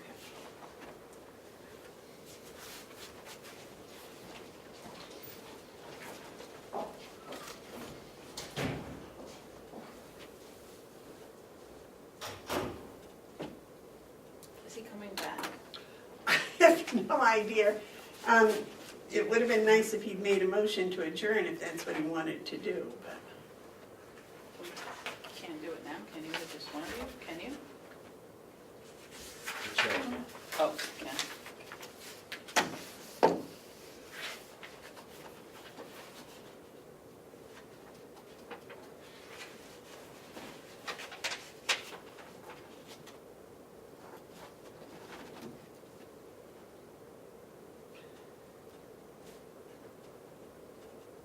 Some of those receipts are in the right order, and there were 2 receipts I didn't find the checks for, so.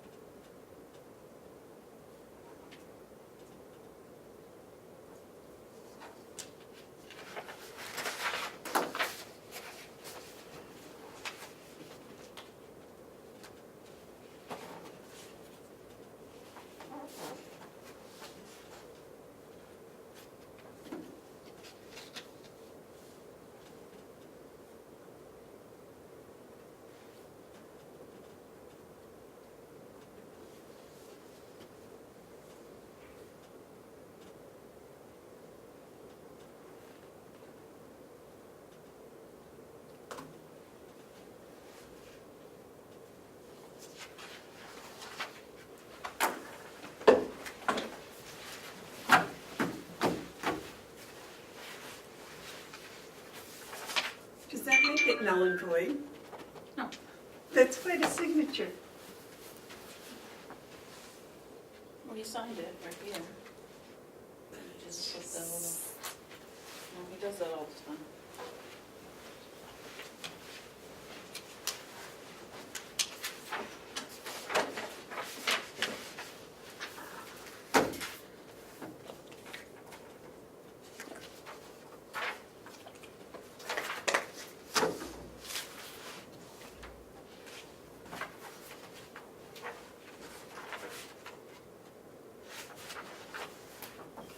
All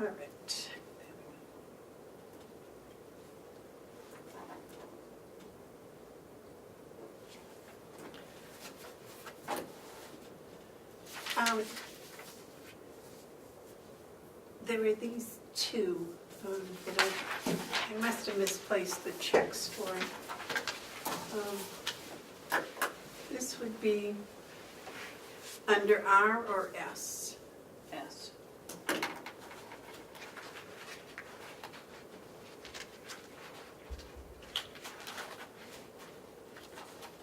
This just goes.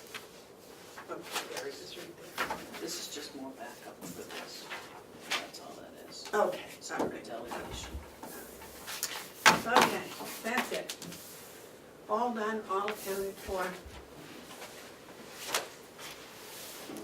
The rest of my stuff here.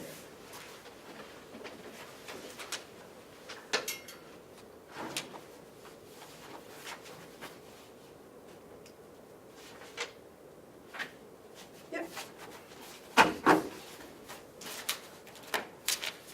I'm not sure that the backup's all in proper. I'm sure it's not, I'll fix it. I tried. The checks are in order, though.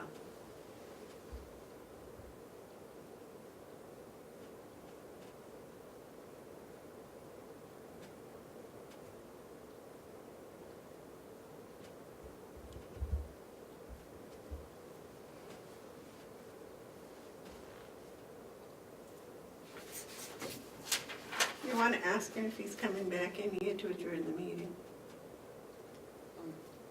Representative Comeau said you could adjourn it. Well, I think if I can say, if there is no objection, I will adjourn the meeting. And you might tell Commissioner Babson he did not sign this last sheet. He didn't sign the manifest. Done. That's it, meeting is adjourned. Thank you.